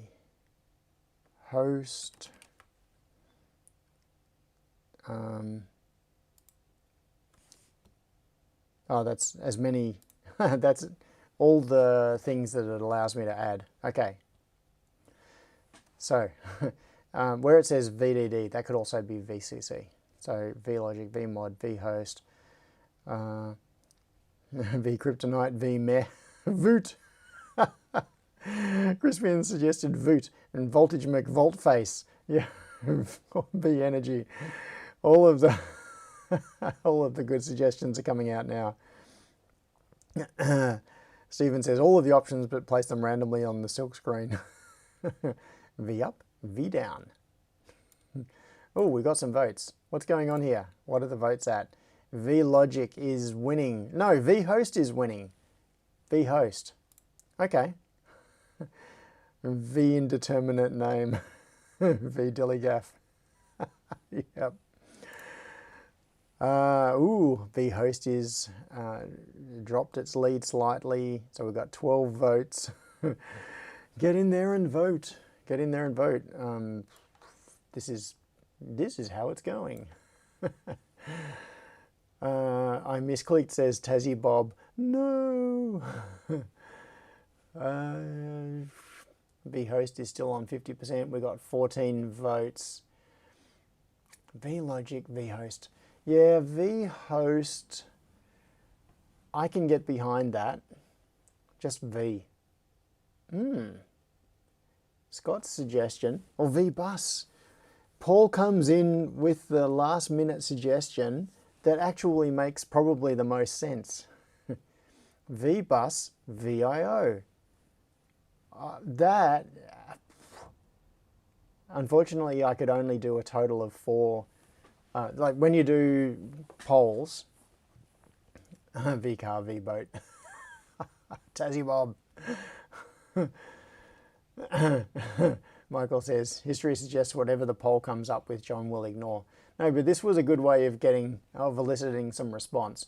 And vhost, actually, I would go with, because that does make sense. But I think Paul's suggestion of vbus is actually a really good one. So let's take, okay, I'm going to end poll, and then I'm going to go start a poll, label for voltage. I'm not going to type the whole thing this time. And I'm going to take the leading one. So vhost was the winner before. vlogic came second. And then I'm going to add vbus, which was Paul's suggestion. So we now have a new poll. We've eliminated VMOD and VDD. They only got 14% and 7%. So they are out of the running. We've now taken the 2 leaders from the previous poll and added in VBus. So vhost and VBus are trading blows, backwards and forwards, backwards and forwards. And it's a dead heat. We got 4 votes each. Now VBus has taken the lead. VBus, and now vhost is fighting back, but VBus is bouncing. Ugh. So we're at 12 votes now, which is almost as many as we had on the previous poll. We got up to 14 votes. Honestly, I would be happy with either vhost or VBus, but I think VBus is a little clearer. Because part of my problem is that I've been trying to think of what is this left-hand side of the chip. It's I/O, but it's not the I/O to the target. It's the communications. So it could be the voltage of communications, the voltage to the host, but it's actually a bus, or it's 2 buses. So John's call, you can flip a coin to select the final name. Okay. Now, just to show you that I do not ignore polls, because this poll, vhost is fighting back.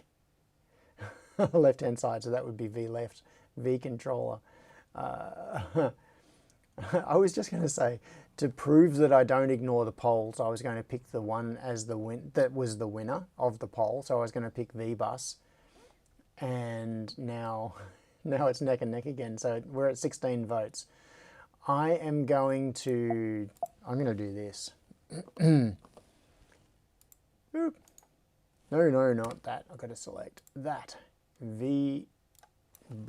I'm going to change this and see how that feels. Sitting staring at it for a moment. VBus, VIO. I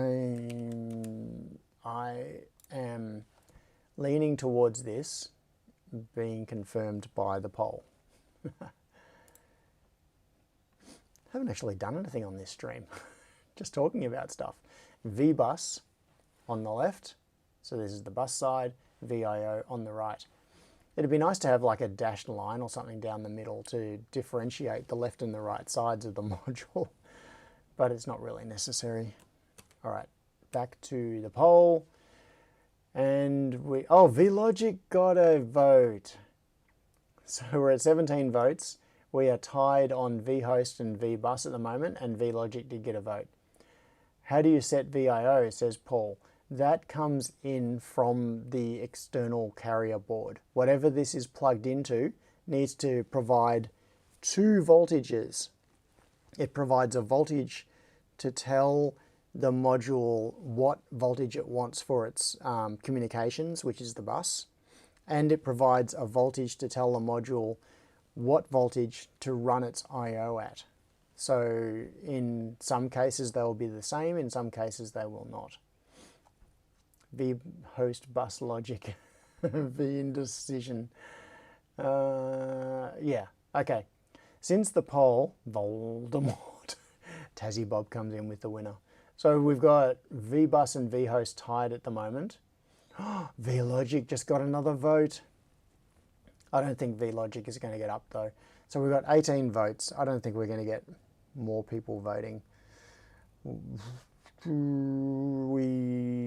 I think I'm going to go with VBus and VIO.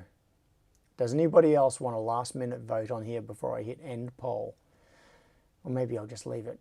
I'll leave the poll running, even though the decision has now kind of been made, just in case things do change. So that is what the module will look like. Now you can see that there are pins here that are not connected. That is the interrupt output.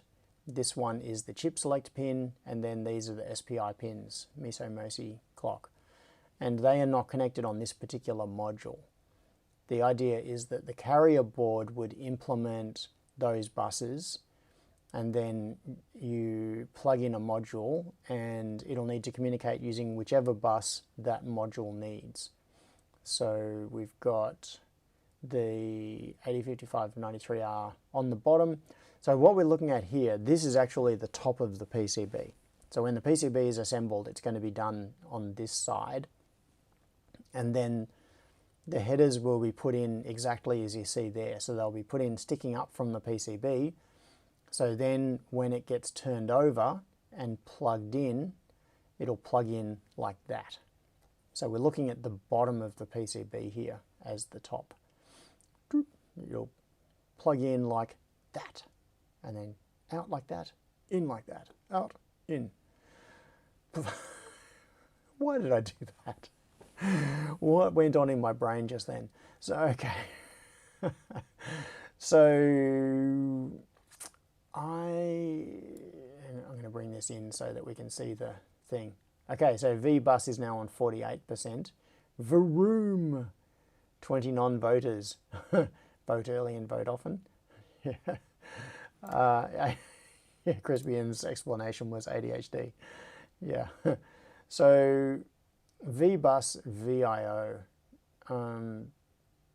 Okay. I think that is it. So now that is going to be VBus. What I'm going to do is set IO voltage. I'm just going to type this in here, because what I'm going to do is have the label and the explanation.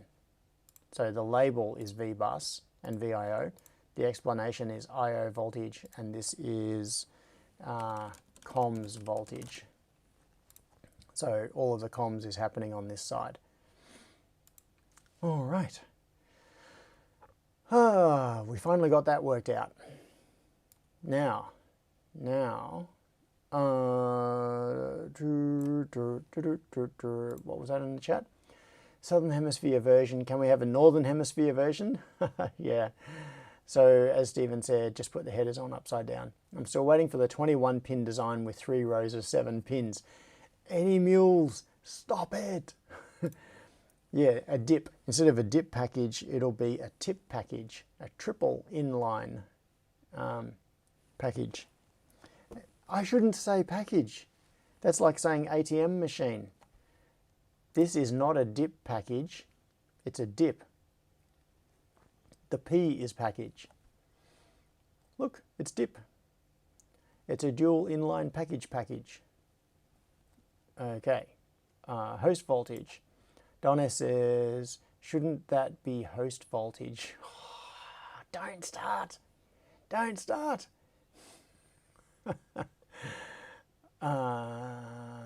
Chip should always be better with dip, yes. But they are 50% better with tip. A triple inline package. No. Okay. So I am going to, hang on, I'm going to sneeze, which means I'm going to have to mute in a second. I can feel the sneeze coming on, but it hasn't arrived yet. When the moment comes, I will quickly hit the mute button. Yeah, it's one of those sneezes that you can tell is coming. Oh, it might have gone away. All right, so let's see. In here, we've got VCC and VIO. So I think VCC is okay in this context. It's, yeah, I think it's okay. So it's a DDIPP. I'm not going to address this. Now, this is, oh, and this is a 4-layer board now too. I ended up making it 4 layers just because. If I, oh, excuse me, rip up. It's a fairly small board, like the whole thing. How big is it? It is, what? Oh, I was looking at the board flipped. I was wondering why the X coordinates were weird. The actual dimensions, it's 12 millimeters wide by 20 millimeters high, and you lose 4 millimeters of that width for the headers. So it's actually only got 8 millimeters of usable width in between the headers. So it's 8 millimeters by 20 millimeters of usable space. A total of 12 millimeters by 20 millimeters in overall dimensions. So yeah, one good thing about adding the extra pins, going for a 20-pin version, is it makes the whole module longer, which is not good for trying to fit them onto a carrier, but it does give you more room to work with. So it means that if you're wanting to make an IO module with more stuff on it, you can. There's more room. You could do double-sided if you wanted to. But yeah, you can see that this is much more comfortable now with the chip on it and then the various capacitors and resistors. But I did still need to go to a 4-layer. So it is a 4-layer board. So layer 1, layer 2, layer 3, layer 4.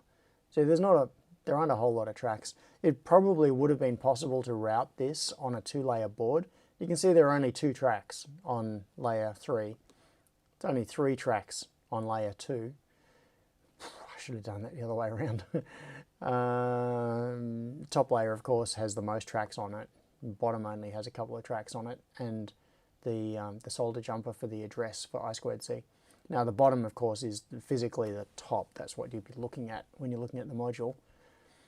So this could have been routed on a 2-layer board, but I figured that for its purpose, given that this is going to be an I/O module that's going to be measuring signals for test purposes, there's no particular problem going to a 4-layer board. Doesn't make much difference in cost, and it means that we've got nice big fat ground planes everywhere, so those layers have ground planes on them. So being cut by only a couple of tracks is actually a good thing. It means that there should be good current return paths and all that sort of stuff. So 4-layer board, yeah, that's it. This is now, I believe, ready for show all polygons. What have we got? No airwise. Board outline clearance. We've got some errors here, but that's only because the design rules mean that I shouldn't be that close to the board outline, but it does actually work. It's, hang on. It is totally acceptable within the design rules of a fab such as JLC. You can make boards like this, no problem. They won't have a hassle with this. It's just that my design rules are quite conservative, and it's complaining that I brought the pad too close to the milled edge of the PCB, or it's probably going to be V-grooved actually, because I'll do these as a panel. And it winds, but it's fine. Like I can just go approve all these ones. What have we got? Route to, oh yeah, those. It's all just edges. All of these warnings are just edges. So I'm just going to approve them all. Just because I don't like having unresolved warnings, at least this way. I know that I've looked at them all and decided that they are not valid errors. Okay, so I'm going to save that again. And then I'm going to push it to 3D again and save that. So that should be the actual final thing. VBus, yeah, okay. Save the 3D version.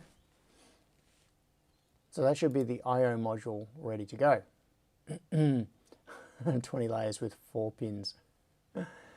Oh, Wagon Load said, are you making round corners? No, I am not. I'd thought about that. I did consider it. This would be really nice. In fact, I did it and then I undid it in the layout. So in here, whoop, if we go to the dimension layer, where is it? Dimension, and I'll go into single layer mode. So this is the dimension of the board. If I go to that's a 2 and a 2, so I want a 1 millimeter radius. I could radius there, there, there, and there. That would actually look really cool. I'm not going to save this. Turn off single layer. In fact, I'm going to push it to 3D so that we can see it in 3D. I'm just not going to save any of this, and I'll explain why in a second. So this is the same thing with rounded corners, which would be nice. It would make it, I don't know, it just makes it nicer. The thing is, this board is going to be panelized, and it'll be V-scored, V-grooved. There's going to be a matrix of these on a panel that will end up being like 10 centimeters by 10 centimeters, you know, give or take, whatever, however the math works out. And that means in order to do rounded corners, if you imagine that this is an intersection of 4 boards, there would be 4 of them butted together. Their rounded corners here would all be adjacent to each other. It means that there would need to be routing done with a CNC router in that little gap. And it would make like a weird diamond-shaped cutout. So that would need to be routed in between every corner. Gonna be rough edges anyhow then. Yeah. So what I could have done was what I could do is order these as separate boards, fully routed, which means that the PCB would come. Each PCB would be separate. They'd be loose PCBs. And the edges would be routed with a CNC router, and it would all be nice and smooth. The boards would end up absolutely beautiful. The problem is assembling them would be a pain in the ass, because each one would have to I'd either have to assemble them all manually. It's not that big a deal, they're quite simple. Or put each one in the pick and place machine manually. It's barely worth it for this sort of board. And also applying solder paste. The stencil would end up being, you know, this big. The area in the, I'd have a big frame stencil with this much stuff in the middle of it. So each one would need to be solder pasted separately. I'd rather just panelize them and do like a batch all in one go, so that I could basically do like 40 of these. Would the conveyor go tight enough for them? No, it wouldn't. They wouldn't even fit. The smallest the conveyor can go is about 50 millimeters or 40 something millimeters. So the entire height of this module is half the size it would need to be to even fit on the narrowest fitting on the conveyor. This, as I've been playing around with this on screen, it's easy to lose sight of how small this module is. because when you're looking at these pin headers, remember these are not 0.1 inch pin headers. These are 2mm pitch pin headers. So grab yourself a ruler and on the ruler, this entire module, left to right, the width of it is 12mm. And the entire length of it, so it looks vertically, it looks quite long. That entire module is 20mm long. It's really not very big. And assembling those as individual loose boards is just annoying. Yeah, so I'd probably sand the edges of after splitting the panel into individual boards, I would probably just lightly sand each edge in order to get rid of fiberglass shards and things and give it a nice smooth edge. So that's why I ended up, so I had actually previously done a version of this with rounded corners, and then I decided, nah, I will leave the corners squared off. I'm going to close this now without saving.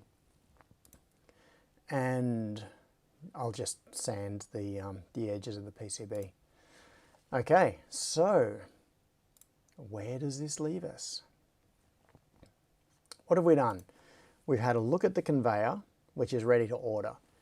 We've had a look at the IOMOD, which is now ready to order after fixing those labels. So now what I'm going to do is, I will show you very briefly. The other thing I need to do is I need to do an updated version of this dip adapter. I will do that before I order all these PCBs. This is a 16-way adapter that goes from the 2.1mm dip to 0.1 inch pitch. This is so that modules can be put into a breadboard for testing. And I need to make a bigger version of this now, so I will do that, but not right now. Then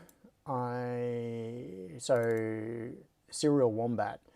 This is the draft of the Serial Wombat version of this module, and this is nowhere near ready. This needs lots and lots of stuff done to it. It's based on the old 16-pin format, so I wanted to finalize the AD version of the module first and be happy with labels and pinouts and all of that sort of thing, and then I'll do the Serial Wombat version to match, but I'm not going to do that right now, so I'll close that. Then what have we got? Okay, the other part of it, of course, this is the critical part, the Testomatic itself. In fact, what I'm going to do is reference a schematic document. Is it here? Testomatic 22. I want to reference that, make a copy, because I'm going to save this as a new version of the project and show you what I'm going to do next.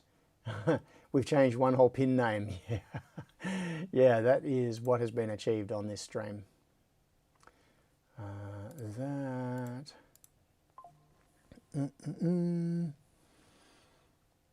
And I'm going to save this as Testomatic 2.3. And then close that. I'm going to archive the old stuff. So I still got the Testomatic V2.2, which is the last one that I produced. Yeah, Jordan said we changed one pin name. Scott says whole thing is about a thumbnail and a half. Yeah, they're pretty small, which I am happy about. I like the small modules because I've got to fit a bunch of them. I essentially wanted it to be like as if the module is almost like an IC that you're plugging into a socket. That's the goal with this. All right, so this is the Testomatic 2.3, which is what we're about to start hacking around on. And this is where the current modules plug in. And if we have a look at the actual board layout, hang on, why did that separate out? I didn't think I dragged it, but maybe I did. Come on, redock, redock. Okay. And in fact, I'm going to push to a 3D version we don't have a 3D version of 2.3 yet. So let's make one. Is this a 6-layer board? I can't remember. I have a feeling I might have gone to 6 layers on this particular PCB. I will find out once we've pushed it to this. Okay, so this is the 2.2 version of the Testomatic. So this is the one that I made most recently. I have physically assembled these. I've had the boards fabbed, made them. And here are the sockets where the I/O modules plug in. I/O A, B, C. It's going from right to left for some weird reason. Oh, that's right. It's because if you spin this around and the test module is plugged in here, the blocks are numbered left to right, which makes sense, and then left to right that way, so that the traces all match up to the pins on the edge connector. But it means that when you look at the PCB like this, it's right to left, which kind of feels backwards. So it's I/O pin 0 to 7, then 8 to 15, then 16 to 23. So what I need to do is change these sockets to make them 20 pin instead of 16 pin. And I'm going to start having a space issue. This is not going to be a super simple thing. Now, you can see that there is room above these modules, but it's blocked on this bottom bit by the USB hub. So that's the USB hub chip there, and then these little things here are on the different USB ports. Now I've got space below these modules, but I don't have space above this module, and I really don't want to offset them. Like, I don't want to have modules low here and then have them step up here and then go across. I want them all in a row because my OCD can't handle it otherwise. They have to be in a row. So I've got the bounding in the top left here, I've got bounding in the bottom right here. I may have to move some things around, like maybe pull the USB hub further down, and I can probably move this up. So these resistors could move up significantly. They don't need to be there. That would gain me a couple of millimeters here, and I could move this. This is the, I think that's the I2C multiplexer, which is connected to each of these sockets. I also need to route SPI to them, so that's going to be an issue. Now, if we come back into here, how many layers is this? Yeah, it's a 6-layer board. So we'll rip up that,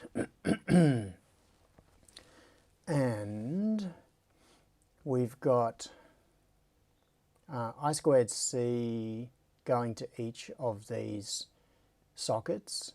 We've got power, but we do not have SPI. So I'm going to have to route that across all of these, along with a chip select line. Where am I going to get chip selects from? Oops. Hopefully there is enough I/O there. So this is going to be actually a little bit of an annoying routing job. Scott Miller said, more layers. Yeah. If necessary, I could go to 8 layer, but I think I can do this in 6 layers. There is an awful lot of I/O. It's just because of the fan outs coming up to the edge connector here. We've got 56 I/O lines all coming up to this edge connector. Ah, oh, stop that! I keep dragging the notification center in. So then, yeah, it's a bit of a mess. It's a little bit of a mess. Single layer mode, come on, single layer. So layer 1, layer 2, layer 15, layer 16. It's not actually 16 layers, that's just the way the numbering works. Layer 1 is on the top, layer 16 is on the bottom. So it goes layer 1, 2, 3, 14, 15, 16. And then the gap in the middle is where the core of the PCB is.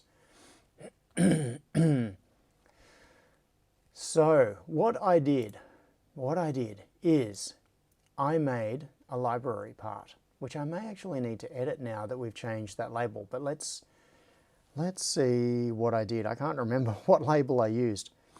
Add I made a thing called IOMOD as a, VD, I called it VDD, IOVDD. Yeah, okay, I'm going to change this because this footprint is going to be used in many other places. So this is the classic thing of once this is set, changing it is not easy. So this is the symbol for the footprint for the socket. When I did this board layout, these are individual. So that is an 8-way header socket. That's an 8-way header socket. Those are just 2 separate headers.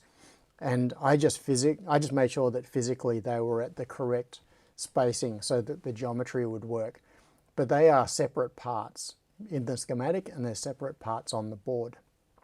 But for this, I figured that I should do it properly. So I've made this as a footprint which represents the I/O module. And wherever I put this down, it means that all of the pins are locked relative to each other. They'll end up with their correct names and all that sort of thing. So the symbol, oops, not there, not there, there. The symbol here has all of the correct labels on it already. Instead of just being a pair of pin headers with nets that I have added manually. And this is the old 8-pin format. So I think this is a better way of doing it. It's having an actual component. But I need to change this now. Library manager, not connectors, modules. Modules, that one. I'm going to edit that one and change these labels.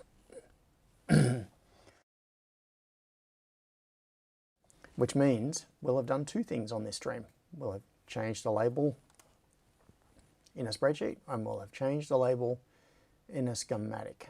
Okay, where is the symbol? That symbol. That symbol. Let's name that one VBus.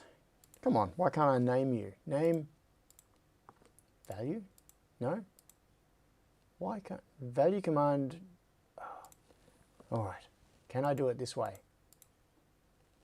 What is going on? Why can't I select anything? Oh, am I in the edit? Yeah, I'm in the edit mode. Why can't I, it's like the focus is gone. I'll go out and back in again. Yeah, I can't select anything.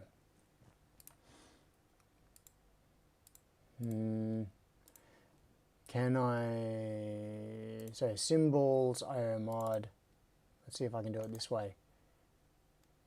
No. I'm just going to switch to a different footprint. Switch to that one, switch back to that one. Now can I select anything? Nope. Modify. Where's the, yeah, move tool? Nope. Why can't I edit this? Thanks, Fusion, with your weird buggy interface. That is bizarre. Okay, I'm going to close the library, come back into here, open Library Manager again. Nope. Come into here, Library, open Library Manager, Superhouse Modules, Edit, Edit. Now I should be able to edit this symbol. Now I can. Okay, I closed the library, I reopened it, now I can edit it. What is going on? Okay, so we called this VBus. And this we called VIO. And I think everything else can stay the same. So we've got ground, IO ground, yeah, I'm just going to keep that as ground, and I'm going to keep that as IO ground, and VIO,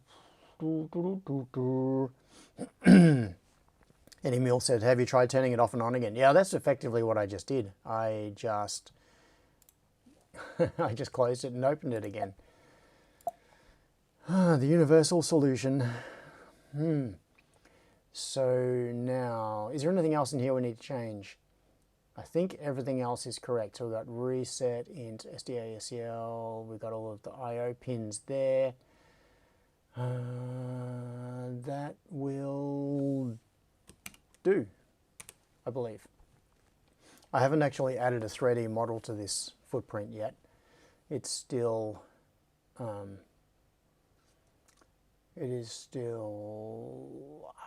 okay, manage, let's push push to the Fusion Hub, and then I'll update in the design and it should update those labels. Creating, just name it Dave. Stephen says, I vote we rename the layers to 0 to 15. Multiplexer rotated 90 degrees, said some call it fun, or move to the squirrel. Yeah, okay, so I'm going to need to figure out what to do about that multiplexer and where to put it. What did I do? Okay, I've done that. Let's just check that. That seems good. Come back into here, and I'm going to do a update. Where is it? Update all from library. There we go. Cool. So now we've got VBus and VIO on those two pins. So I think that symbol is fine. That makes sense. So now what I need to do is replace these with that. I am going to do 1 now on the stream. So what have we got? 3.3 volts. So yeah, I did have the two voltages on the same side previously. So 3.3 volts is the Raspberry Pi's voltage. So that is V bus. And we've got the VIO net, which comes from the test breakout, and that is what sets VIO. So I'm going to, what am I going to do? I'm going to break out. No, first thing I'm going to do is go to label and set that to flag style 0.05 of an inch. Done, even though I haven't used it, because I'm going to go breakout pins, all pins, pin name, pin, blah, that'll do. Connect, duplicate, ground, yep, that'll do, ground. And then I'm going to delete that. And I'm going to have to rename some of those nets, but that's fine. In fact, I'm going to delete all of those. Because, oh, I shouldn't have done that. I could just rename the nets. Yeah, let's do that. Bring them all back. I'll go through these and make sure that things make sense. All right, so IO ground. Oh, I will delete that, because what I'm going to do is put a 3.3 volt symbol up here, and I'm going to stick a ground symbol down here and another one here. And link, oops, bend style is wrong. What is it? Oh, why is it doing that? It should be like that, wrong bend style. There we go. And then I'll delete VBus and I'll net that to 3.3 volts. And then, oh, and also I'm going to have to figure out how to deal with the int. Whew. I'm going to have to add a bunch of IOs in order to support, because I'm going to need chip selects for all of these, and I'm going to need ints from all of them, unless I don't care about int, but I do kind of want to do it. So this is the other routing challenge. I am going to be adding, how many modules have we got? 7. So I'm going to be adding 14 GPIOs from the Raspberry Pi plus SPI. There's going to be a lot of extra routing to do here. I may end up having to go to an 8-layer PCB. We shall see. Okay, so what have I got? ASDA, ASCL.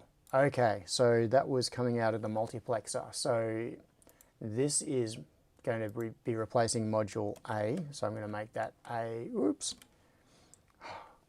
that. Yes, and this is going to be ASD, no, SCL. ASCL, A, that. Okay, so chip select. Ooh, I'm going to call that ACS, and Kopi Kipo can stay the same, well, and SCK. I'm going to have to check what those nets are coming off the Pi. Int, I'm going to rename to A_int. And I'm going to also do something to remind myself. So this is a way that I reset test IO18 tester RST. Yeah, okay. I can fix that. Let's name that.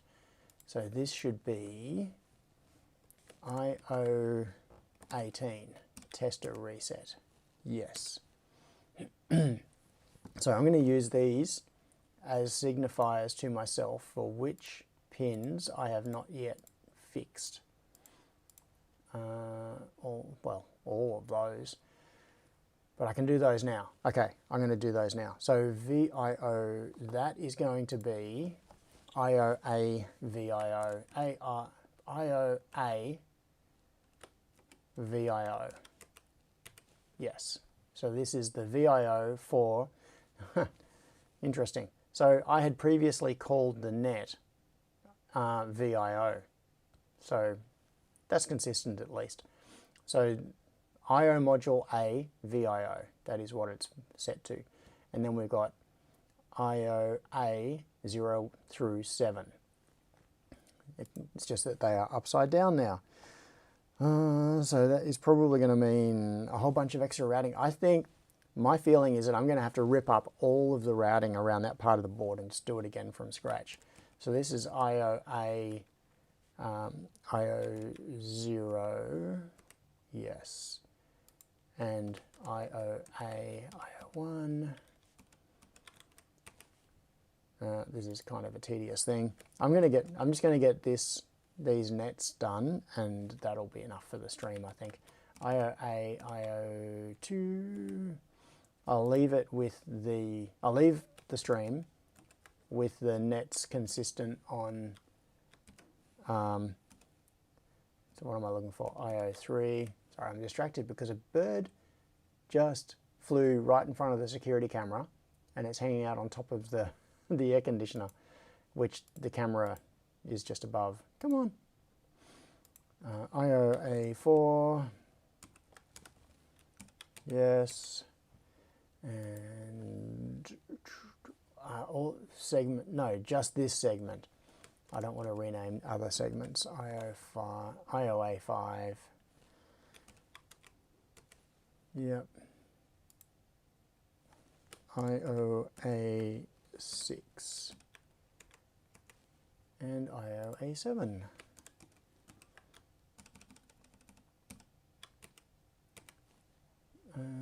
Let's check this. 0, 1, 2, 3, 4, 5, 6, 7. We've got 17C, 18, 17, 18. Yeah, okay, I think that's right. It alternates 1.7C and 1.8C. I think that's because it's left and right sides of the I/O connector. So we've got IOA VIO, we've got ground. VBus is correct. We've got the reset connected to the tester reset line. Interrupt I need to figure out. SDA and SCL, okay. ASDA, oh yeah, that's done. Yeah, so this is coming off the I2C multiplexer. We've got SDA and SCL. So what I need to do is I need to connect SPI, and I need to figure out how to handle the interrupt coming into the Pi. Hopefully I've got enough IO available.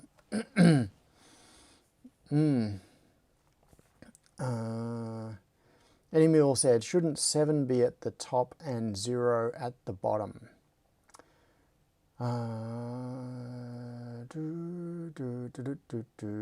Wagonoids asked, does the pin headers have enough pins for your current mod version?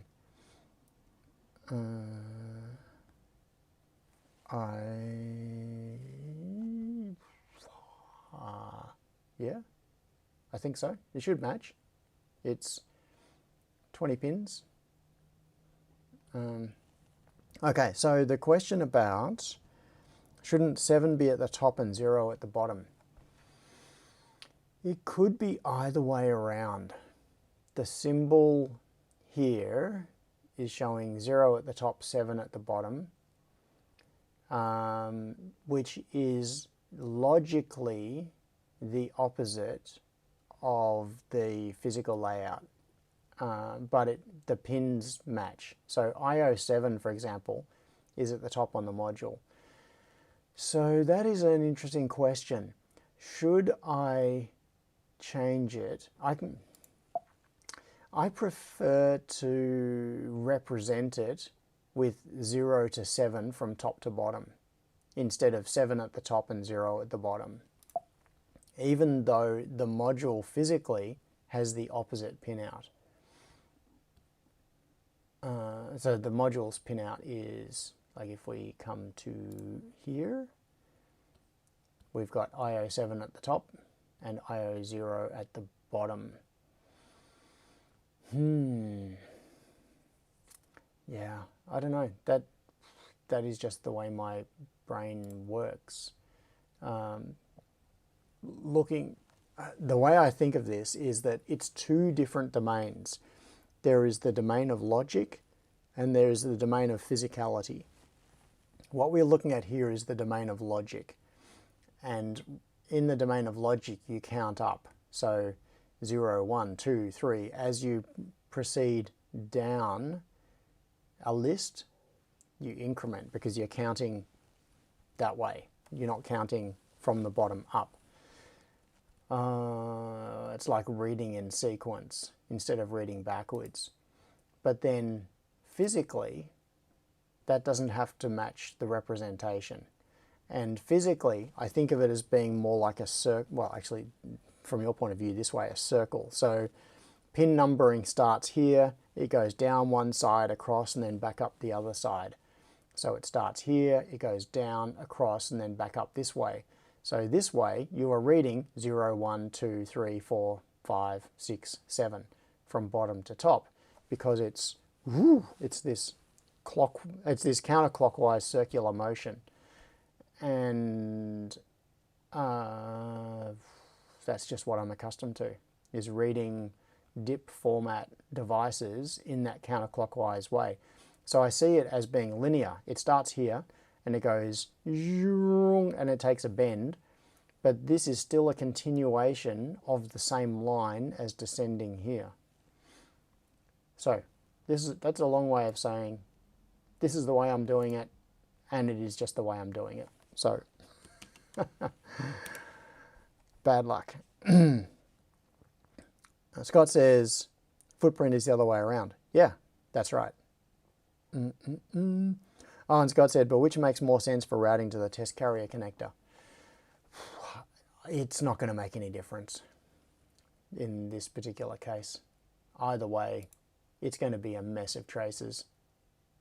Oh, that's moved. That's interesting. That track is, those traces are messed up. Okay, so, in fact, it's shorting ground and 3.3 volts. I must have moved something. So yeah, I bet. Yeah, look at that. DRC would catch it at least. So all of the traces going from here up to here, it doesn't really matter which side they come up, because they can either cascade up one side of the pins or cascade up the other. Yeah. So I think that's fine. All right, now SPI. Where is SPI? What are the SPI nets called? Coming off the pi. Pi. Where is it? Okay, so it's 10, so 9, 10, 11 is Miso-Mosi clock. 9, 10, 11. I will try to remember that. 9, 10, 11.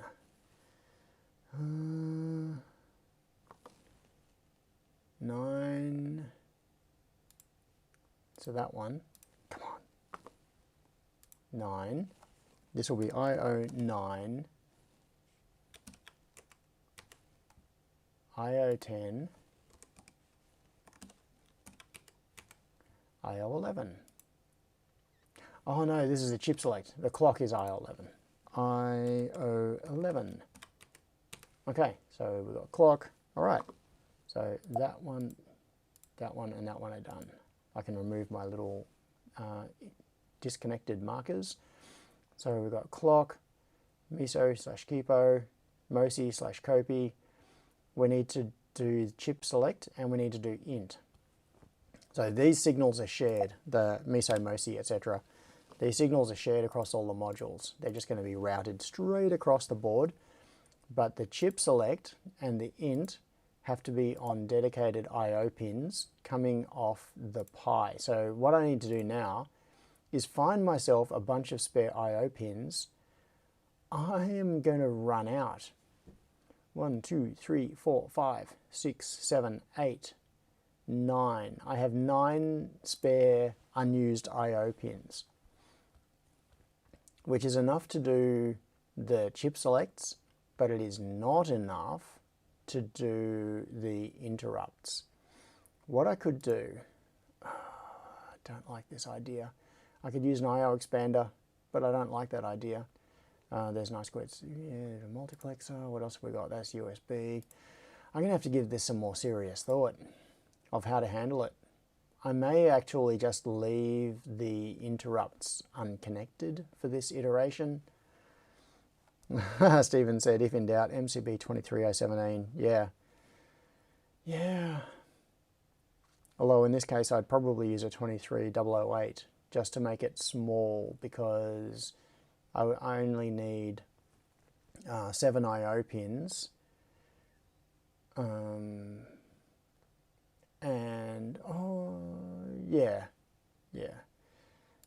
but the problem, this is going to be annoying. Okay, think about it from this point of view. If we've got a device connected on SPI and we need to configure a driver for it, and that driver needs to know a pin for the chip select and a pin for the interrupt, they need to be proper I/O pins, because typically in a driver library you can't tell it, for example, if you want to assert the chip select, you have to use this I/O expander over I2C to do it. Like, that's just not in the capabilities of the drivers. So, what am I going to do about that? CE0, CE1, where do they go? Those are, do they go anywhere? Maybe they're not used. Oh, it is. IO8 CE0, IO7 CE1. What's IO24 used for? Don't know. I should have put labels on those to say what they are. Where is... oh, I see. I just brought them up. Said, wake Austin up to rewrite the library. Yeah. Austin, rewrite this library for me. Yeah, these are general purpose pins that I have exposed on the header. So IO24, 25, IO7, chip enable 1, chip enable 0. So these are SPI enable pins. So I'll use these for a couple of them. So there are 4 there, which have been brought up for general purpose use on the... I'd rather not use those, because we might want to put SPI. the classic situation here is you're making a test breakout that has a CAN bus module on it, which has an SPI interface.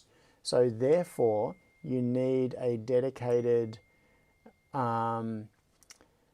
chip enable for that, and you can't double it up with a module. So I think I need to keep these reserved and not use those, and stick to using these. Otherwise it's going to restrict the possibility of what can be done on the test breakout. I don't want to be restrictive there. Okay, I think what I'm going to do is I'm going to assign these I/O pins as chip selects to the modules. Oh, excuse me. But I am not going to implement the interrupt pins for this iteration because, well, I don't actually have anything that can use interrupts at the moment. This is future consideration. So yeah, that's what I'll have to do.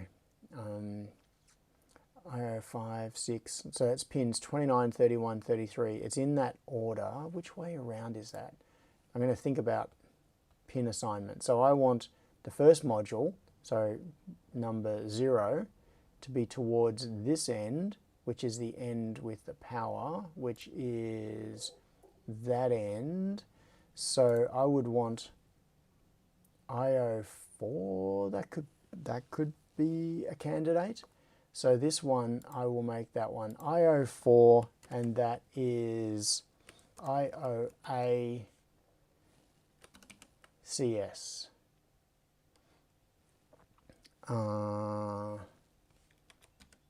fact, I will invert that signal there. So it's IO4 to the Raspberry Pi is IO module A chip select. Okay, so IO4. And now if I come back down to here and go to here, so chip select, this one is going to be IO4. It's going to be that signal. Okay. And IO4, IOA chip select. Maybe I should underscore that. It's going to make the name long, but anyway. IOA, it explains what it is. So it's IO4 from the Raspberry Pi. It is IOA module active low chip select. I think that's okay. So if I go back to the Pi, I can get rid of that non-use header.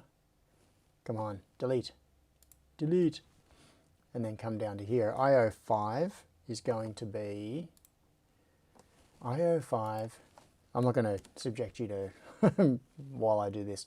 IO5 is going to be IOB active low chip select. That module doesn't actually exist yet because I have not done it elsewhere in the schematic. I'm just laying the groundwork. But I'm going to duplicate this for IOB. In fact, I'm going to change the value on that. I'm going to, come on, value, that, yes, I want to change it. IOA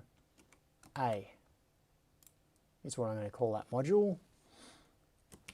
I better save this before I lose all of this.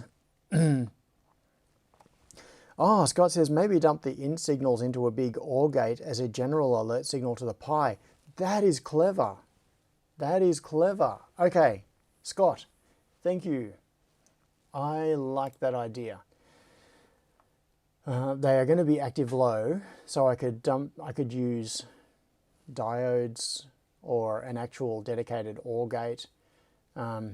I think just some little diodes, little signal diodes on the board is probably a decent enough way to do it. Int active flow, so it's going to be driven from there. So I'd have a pull up, and then I would have diodes biased that way. let's try.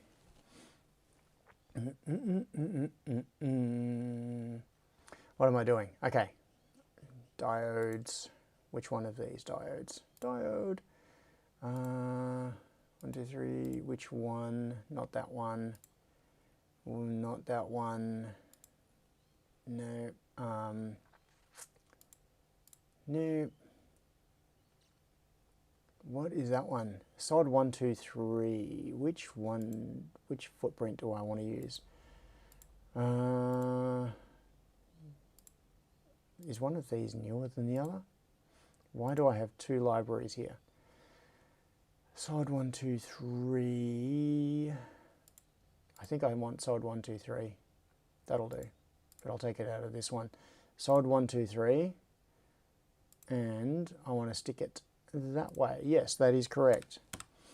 I will look up part numbers and all of that sort of thing later. Some Call It Fun said, would pull-up normally be added to the module board itself? No. It would be added externally, because from the module's point of view, this is an output. It's going to be driving it. And I don't want to end up with a whole lot of pull-ups in parallel.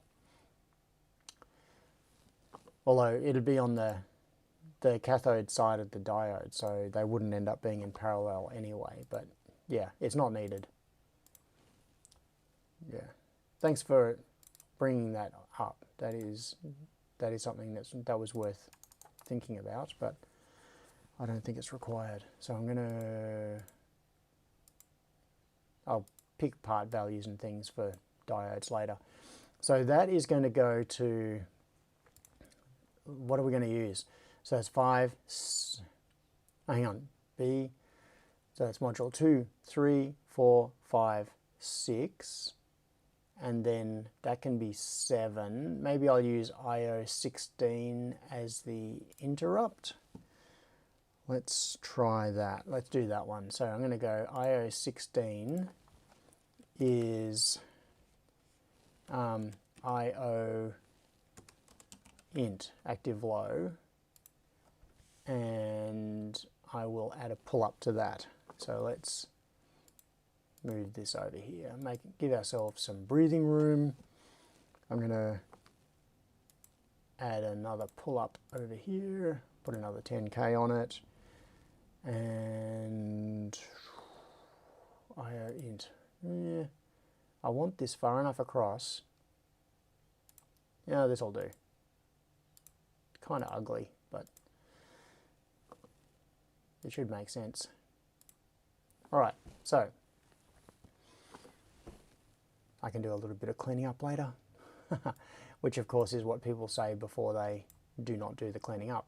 What I could do is move all the labels across to the right. I think that makes sense. So if I brought, for example, all the labels out here, what's the longest one? That one. That's nastily long. I can move that across,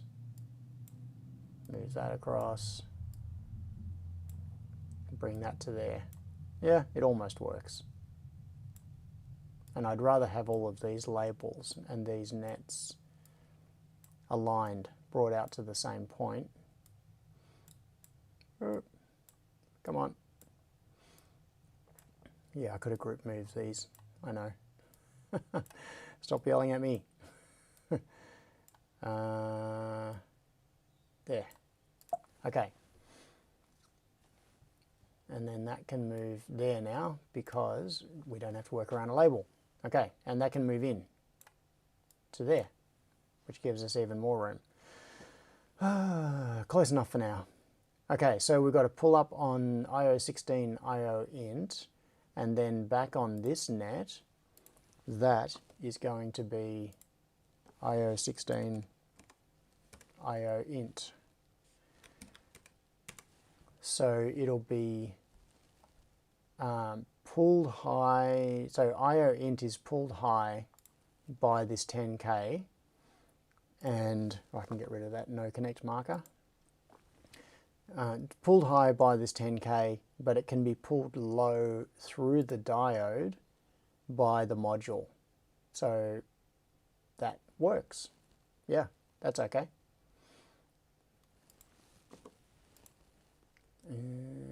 This whole area around here, this is an ugly bit of the schematic. I want to clean this up. Make room for that diode. I could put the diodes elsewhere so that it shows. In fact, that might be better. If I group all of the diodes together in a little sub-block, it'll become much more obvious that effectively it's building an OR gate, a 7 input OR gate. Yeah, I think I'll do that. But I won't do it now on the stream because we're already at nearly 3 hours and it's not fun watching me just mess around with stuff, twiddling little bits and pieces. All right. Scott says, big question now. Are you old enough to have ever built up a truly complex diode logic solution? Yes, I am. Yeah. I have done some kind of crazy stuff. I've done it way back in the early days, like when I was a teenager. I did a bit of DTL logic, and yeah, anyway, let's not get into that.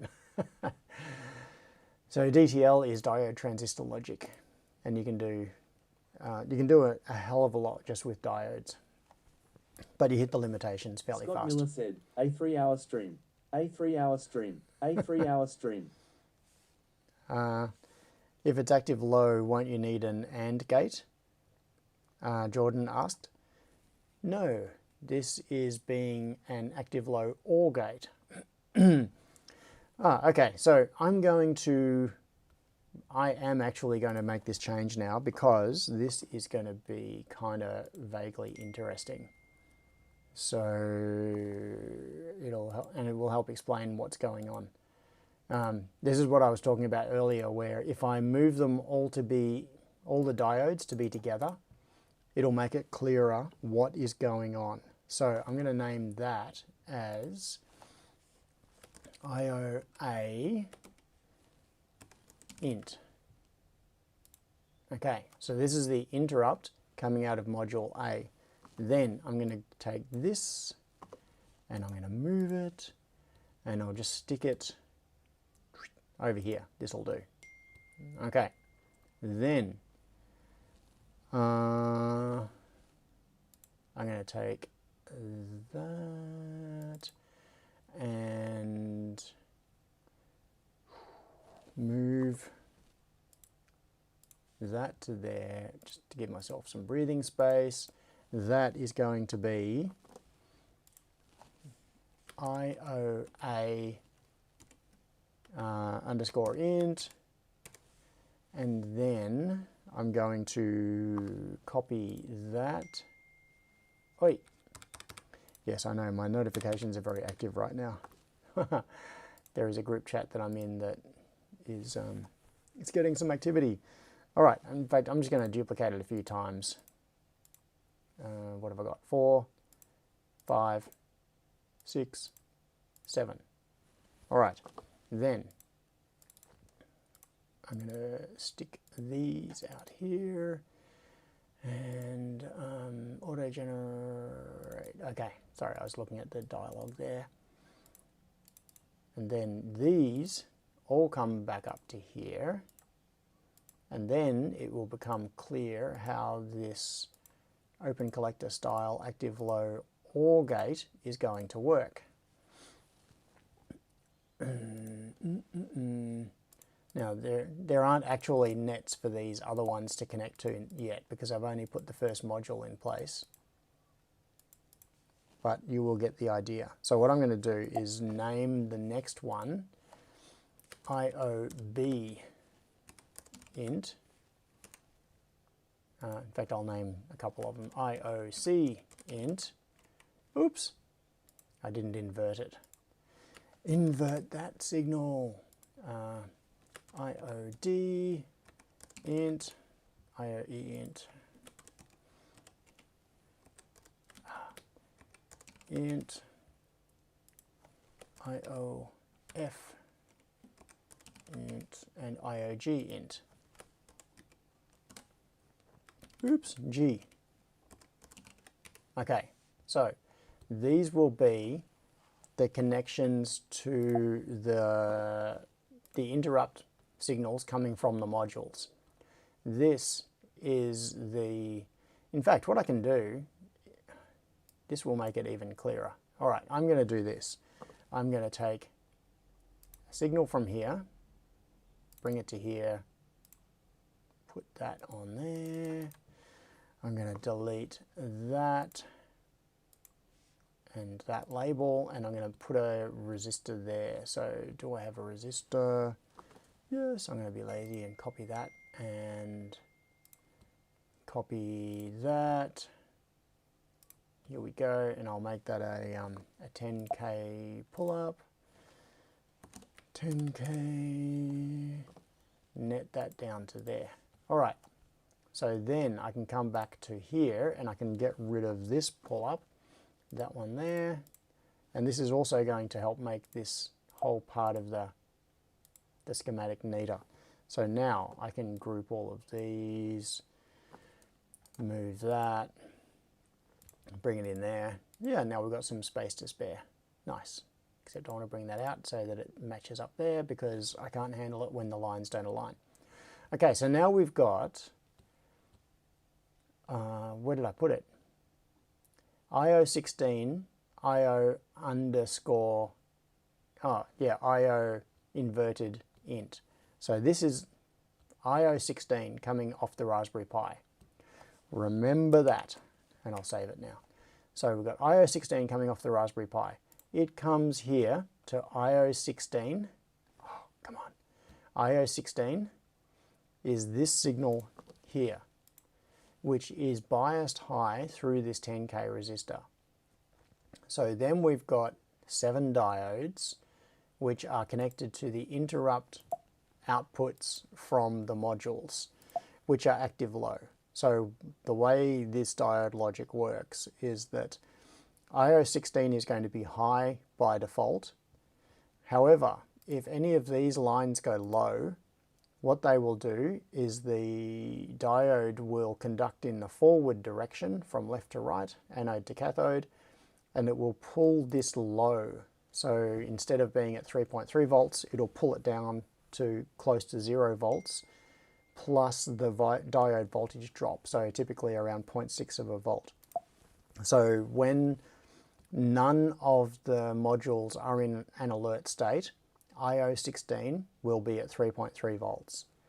When any module goes into an alert state, IO16 will drop to about 0.6 volts because it'll be pulled down through the diode. It'll be 0 volts on this side of the diode, and then there is the forward voltage drop, which means that it will be at 0.6 volt on this side of the diode.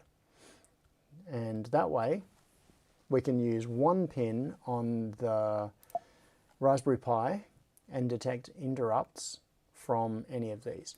Now, this is not an ideal solution because what I want to be able to do is use this, it's called interrupt here. It really should be called alert or something. Maybe that's a better label, because this could be a module saying that it's in an error condition, and it may not be able to communicate. There may be something wrong with the module. So what I would like to be able to do is differentiate which module has raised the alert or the interrupt without having to poll them all. But this is basically as good as can be achieved given the limited I/O that is available on the Pi. So it's a compromise. And it's a very clever idea, so thank you for the suggestion. Yeah, so now that module there will replace this down here.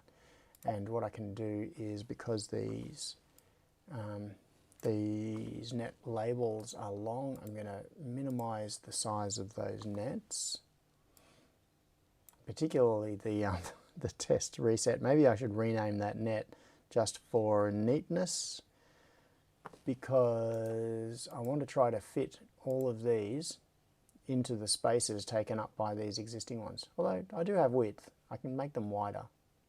Yeah, that'll be all right. Yeah, I'll just make them wider. They'll still fit. Test RST. Yeah, that's the longest net label. So if I grab all of these, including the edge of that one, move that across to there to give lots of extra space. Move this across. So this is going to drop into this spot. Do I have, in fact, I can just delete stuff. Do I have nets? There, there, there, there, there, there, there, there. I'm just sanity checking. So I've got 3.3 volts to get there. I've got the VIO there. Tester reset, SCL and SDA, and I've got ground. Okay, that's it. So what I can do is I can delete all of this, and I can bring this into its place. Is it going to fit? Almost. Just. IO port pins yeah, I want to put it here, but the label overlaps the power symbol. Ooh, I will mess around with better ways to make that fit later. Okay, so now we have one that has been replaced with the module, and this now will be a mess over in PCB land because module A now doesn't exist. It's gone. Drop out a single layer mode. You can see all the dangling nets here that were going to that module. So what I'm going to do is grab that module. Is it on a grid? Is it on the grid? It looks like it's off the grid. Oh no, it's on the grid. That's cool. Okay, so this module is going to have to squeezy wheezy into this spot here. And I think it's going to have to go right about there. And what I'm going to do is have the modules come up higher. So the bottom line I think is going to stay the same. The top line is going to come up by 4 millimeters, which means that this I2C multiplexer is going to have to move, and many of these traces are going to have to move. So I'm going to have a bit of a routing job here, trying to make all of this fit. And that, yeah, these silk screen thingamajiggamies are all going to have to come up by 2 millimeters, by 4 millimeters rather. Come on, move. And move. Come on. And move. There we go. I could have done this better by going into single layer mode and selecting the silkscreen layer, but oh well. That's just me doing it the hard way. I'll move that up for now. So that is what I'm going to have to do for each of these locations, and then fix the routing.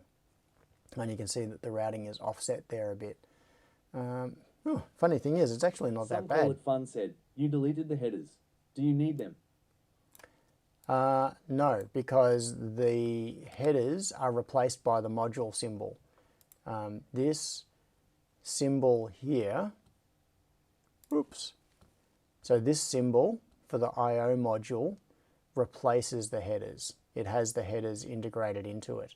So if I come back to the PCB now, you can see that the footprint here includes Outside the box said 3 hours. It is indeed. So I'm just gonna save this and then push to 3D, and we will see the difference on the pinouts. Push. Because I haven't actually got a 3D model on the IOMOD, you'll see that the header will disappear, but the idea is that it will be populated. Here it goes, updating, updating. And what I'll do is, in my library, I'll edit the footprint for this module, and I'll make it so that it includes the headers in the 3D model. So it's just replaced it with a block now. So that block right there, that is where the module will go. And if I'll just hide that block. Yeah, I need to move that silk screen. So that is where instead of putting 8-way headers in here, it'll have 10-way headers. And that's where the module will go.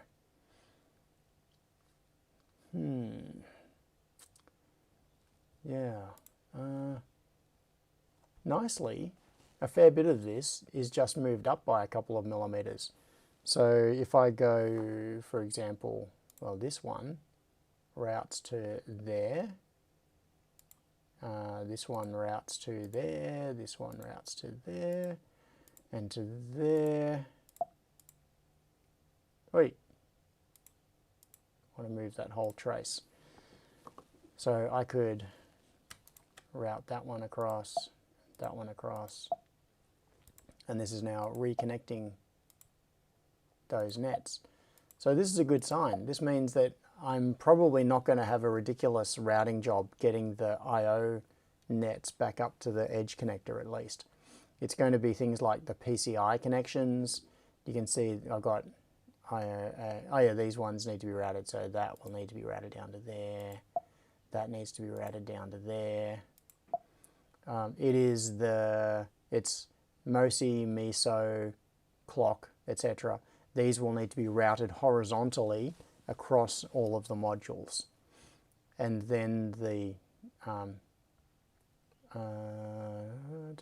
and chip select and interrupt will need to be routed out. And then all the diodes, which are dumped down here, and there's the pull-up resistor for the interrupt line. They will all have to be placed somewhere as well. So my job now is just to repeat what I've just done and put modules in place instead of each of these, and reroute all of the I/O and then route the new signals through and make it fit up here.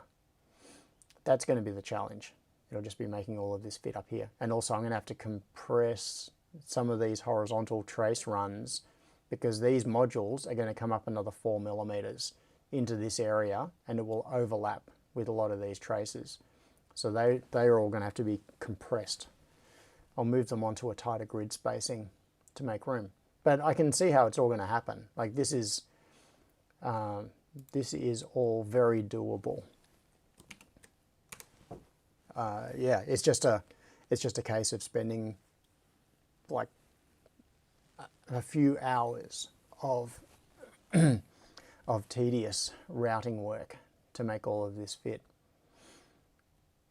Okay. Scott says lots of room under the modules for the diodes. Yeah, exactly. I think I'm going to put one diode under each module.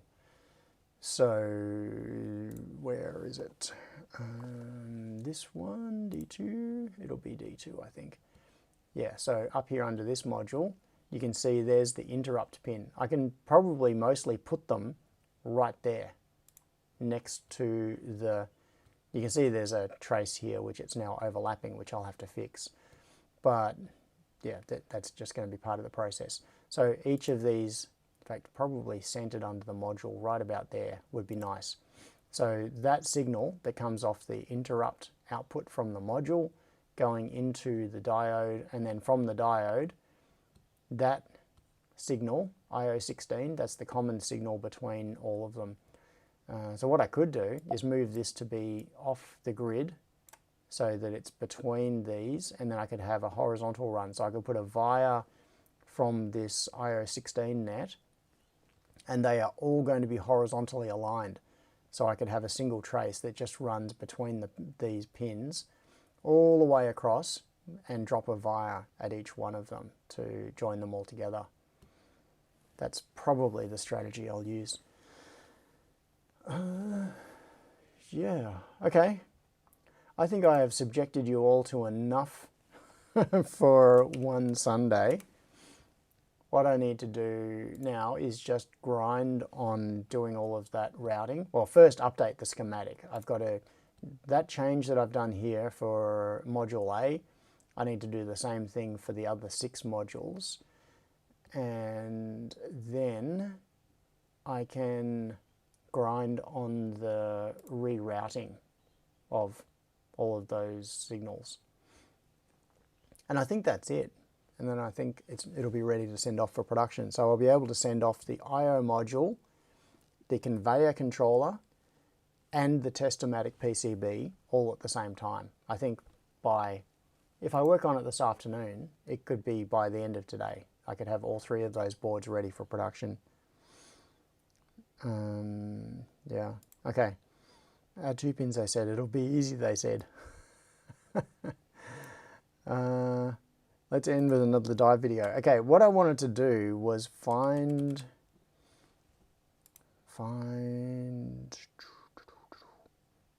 let's see. Outside the box said, you make it sound easy. Do I? I'm just trying to find another video. Oh, okay. Let's see. This one? Oh, yes, this one. Okay. I will put this one on while I'm looking for another video. This is a thing called an epaulette, which is otherwise known as a walking shark or a dog shark. And it's quite small. Like this whole thing it's about 30 centimeters long, a little bit longer than 30 centimeters long. And this was in the shallow. So the water here was maybe 20 centimeters deep. It was very shallow. And the reason they're called walking sharks is that they use their fins and they kind of walk themselves along the bottom. And they are bottom feeders, unlike most sharks which swim around and eat stuff that is in the water column.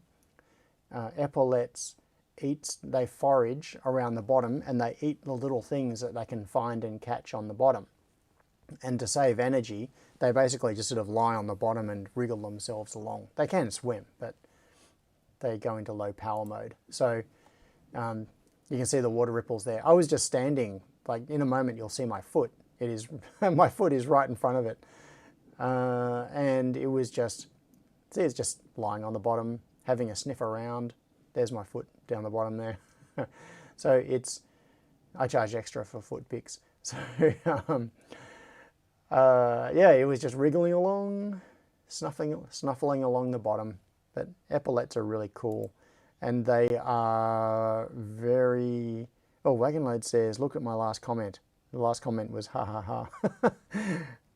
Okay. Wagon Load says, if you handle the interrupts with a PCF 8575, it can pass the interrupt and you can read it to find out which device called the interrupt. Oh, that's an interesting idea. Wagon Loads, yes. So that does get around the problem.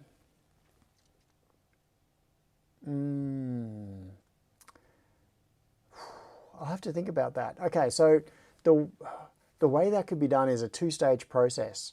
You have the interrupt come back. So we could do it 2 ways. We could have the OR gate raise an interrupt on the Pi and have those same nets connected to the I/O expander. So you then talk to the I/O expander and query it and find which one of those alerts has been asserted. Interesting idea. I think my feeling is that I'm not going to do it for now because I don't actually even have a purpose for these interrupt pins right now. I don't have any modules that use them. I'm just doing this to allow for future potential modules that might want to raise an alert or raise an interrupt. And I think the low effort method of just sticking some diodes on the board and treating it as a big OR gate is like a simple way to cover myself for the future. But you are absolutely right. That Wagon Loads, that would solve that problem. I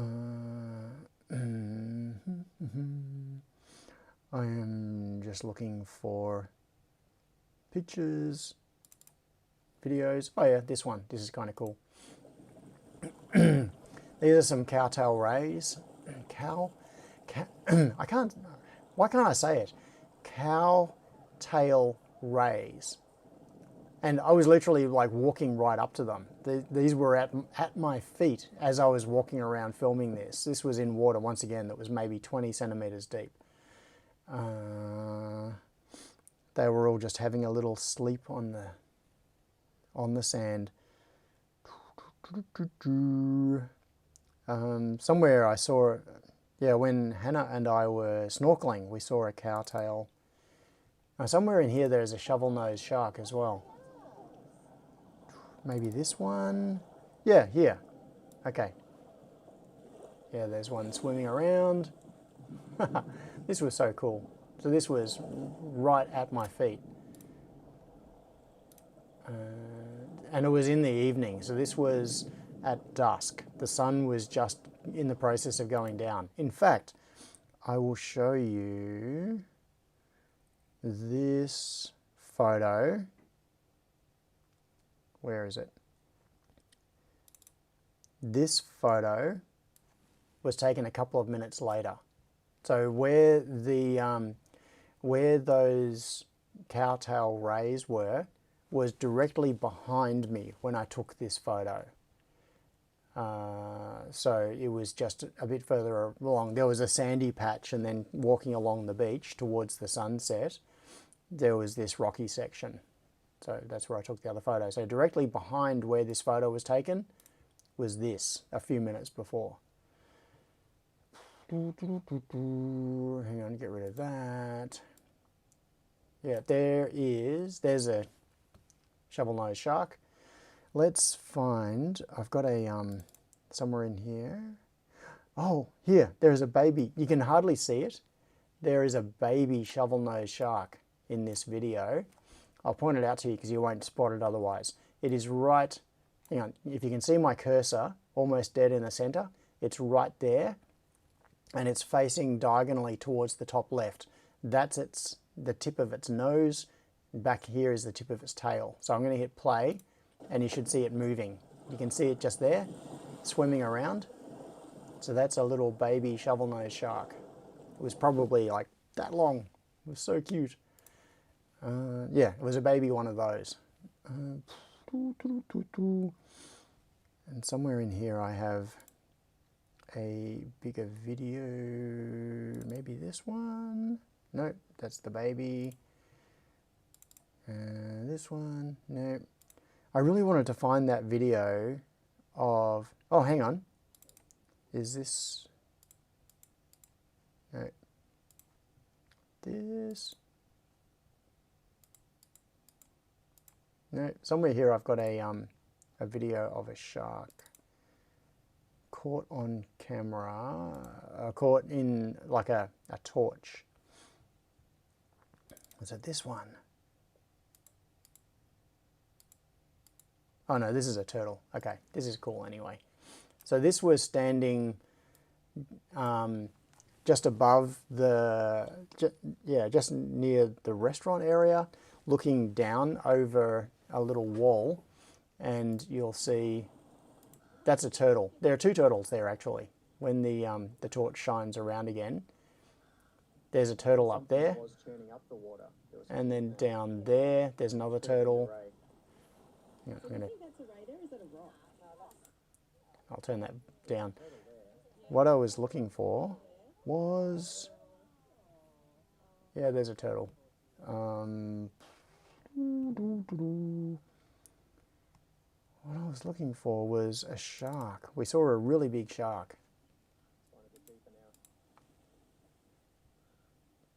Come on, stop that. Was it this one?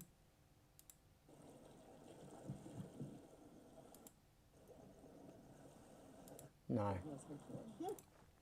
I need to go through these and actually organize them and like label them and stuff so that I know which one is which. No. That one? No. Anyway, doesn't matter. I've got so much. There are so many videos and pictures and things here. Yeah. Anyway, that'll do, I think. I'm going to stop. I will stop there with just the picture of the shovel nose shark.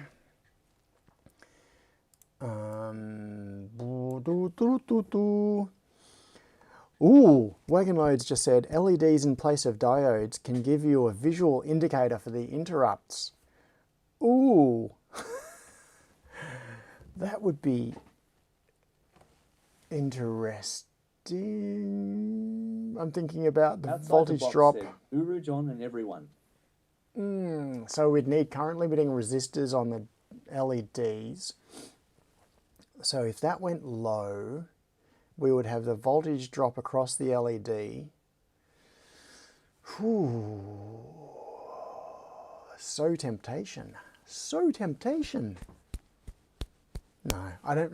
It is cool, but I don't think it's necessary because you're not actually looking at the PCB anyway. OOROO. Yeah, TTS couldn't handle that. Yeah, and diodes are under the module. It's not really functional in this case, though. Yeah, it is. I love visual indication of signals, but in this particular case, I don't think I will be able to pull it off. So, yeah. Anyway, this has been an excessively long live stream, but thanks for hanging around with me anyway. Man said, Uru. Uru, Imi, and to everybody else, I hope you have a fantastic week this week. And remember, 2 weeks from now is the barbecue. So block it off on your calendar. Make sure you come along and visit because we're going to have a VIP visit from Don S coming all the way from New Zealand. I think possibly the longest, that's the furthest that someone has traveled. We have had people visit before from like Sydney and yeah. But I think this will be the furthest that someone has come to a barbecue.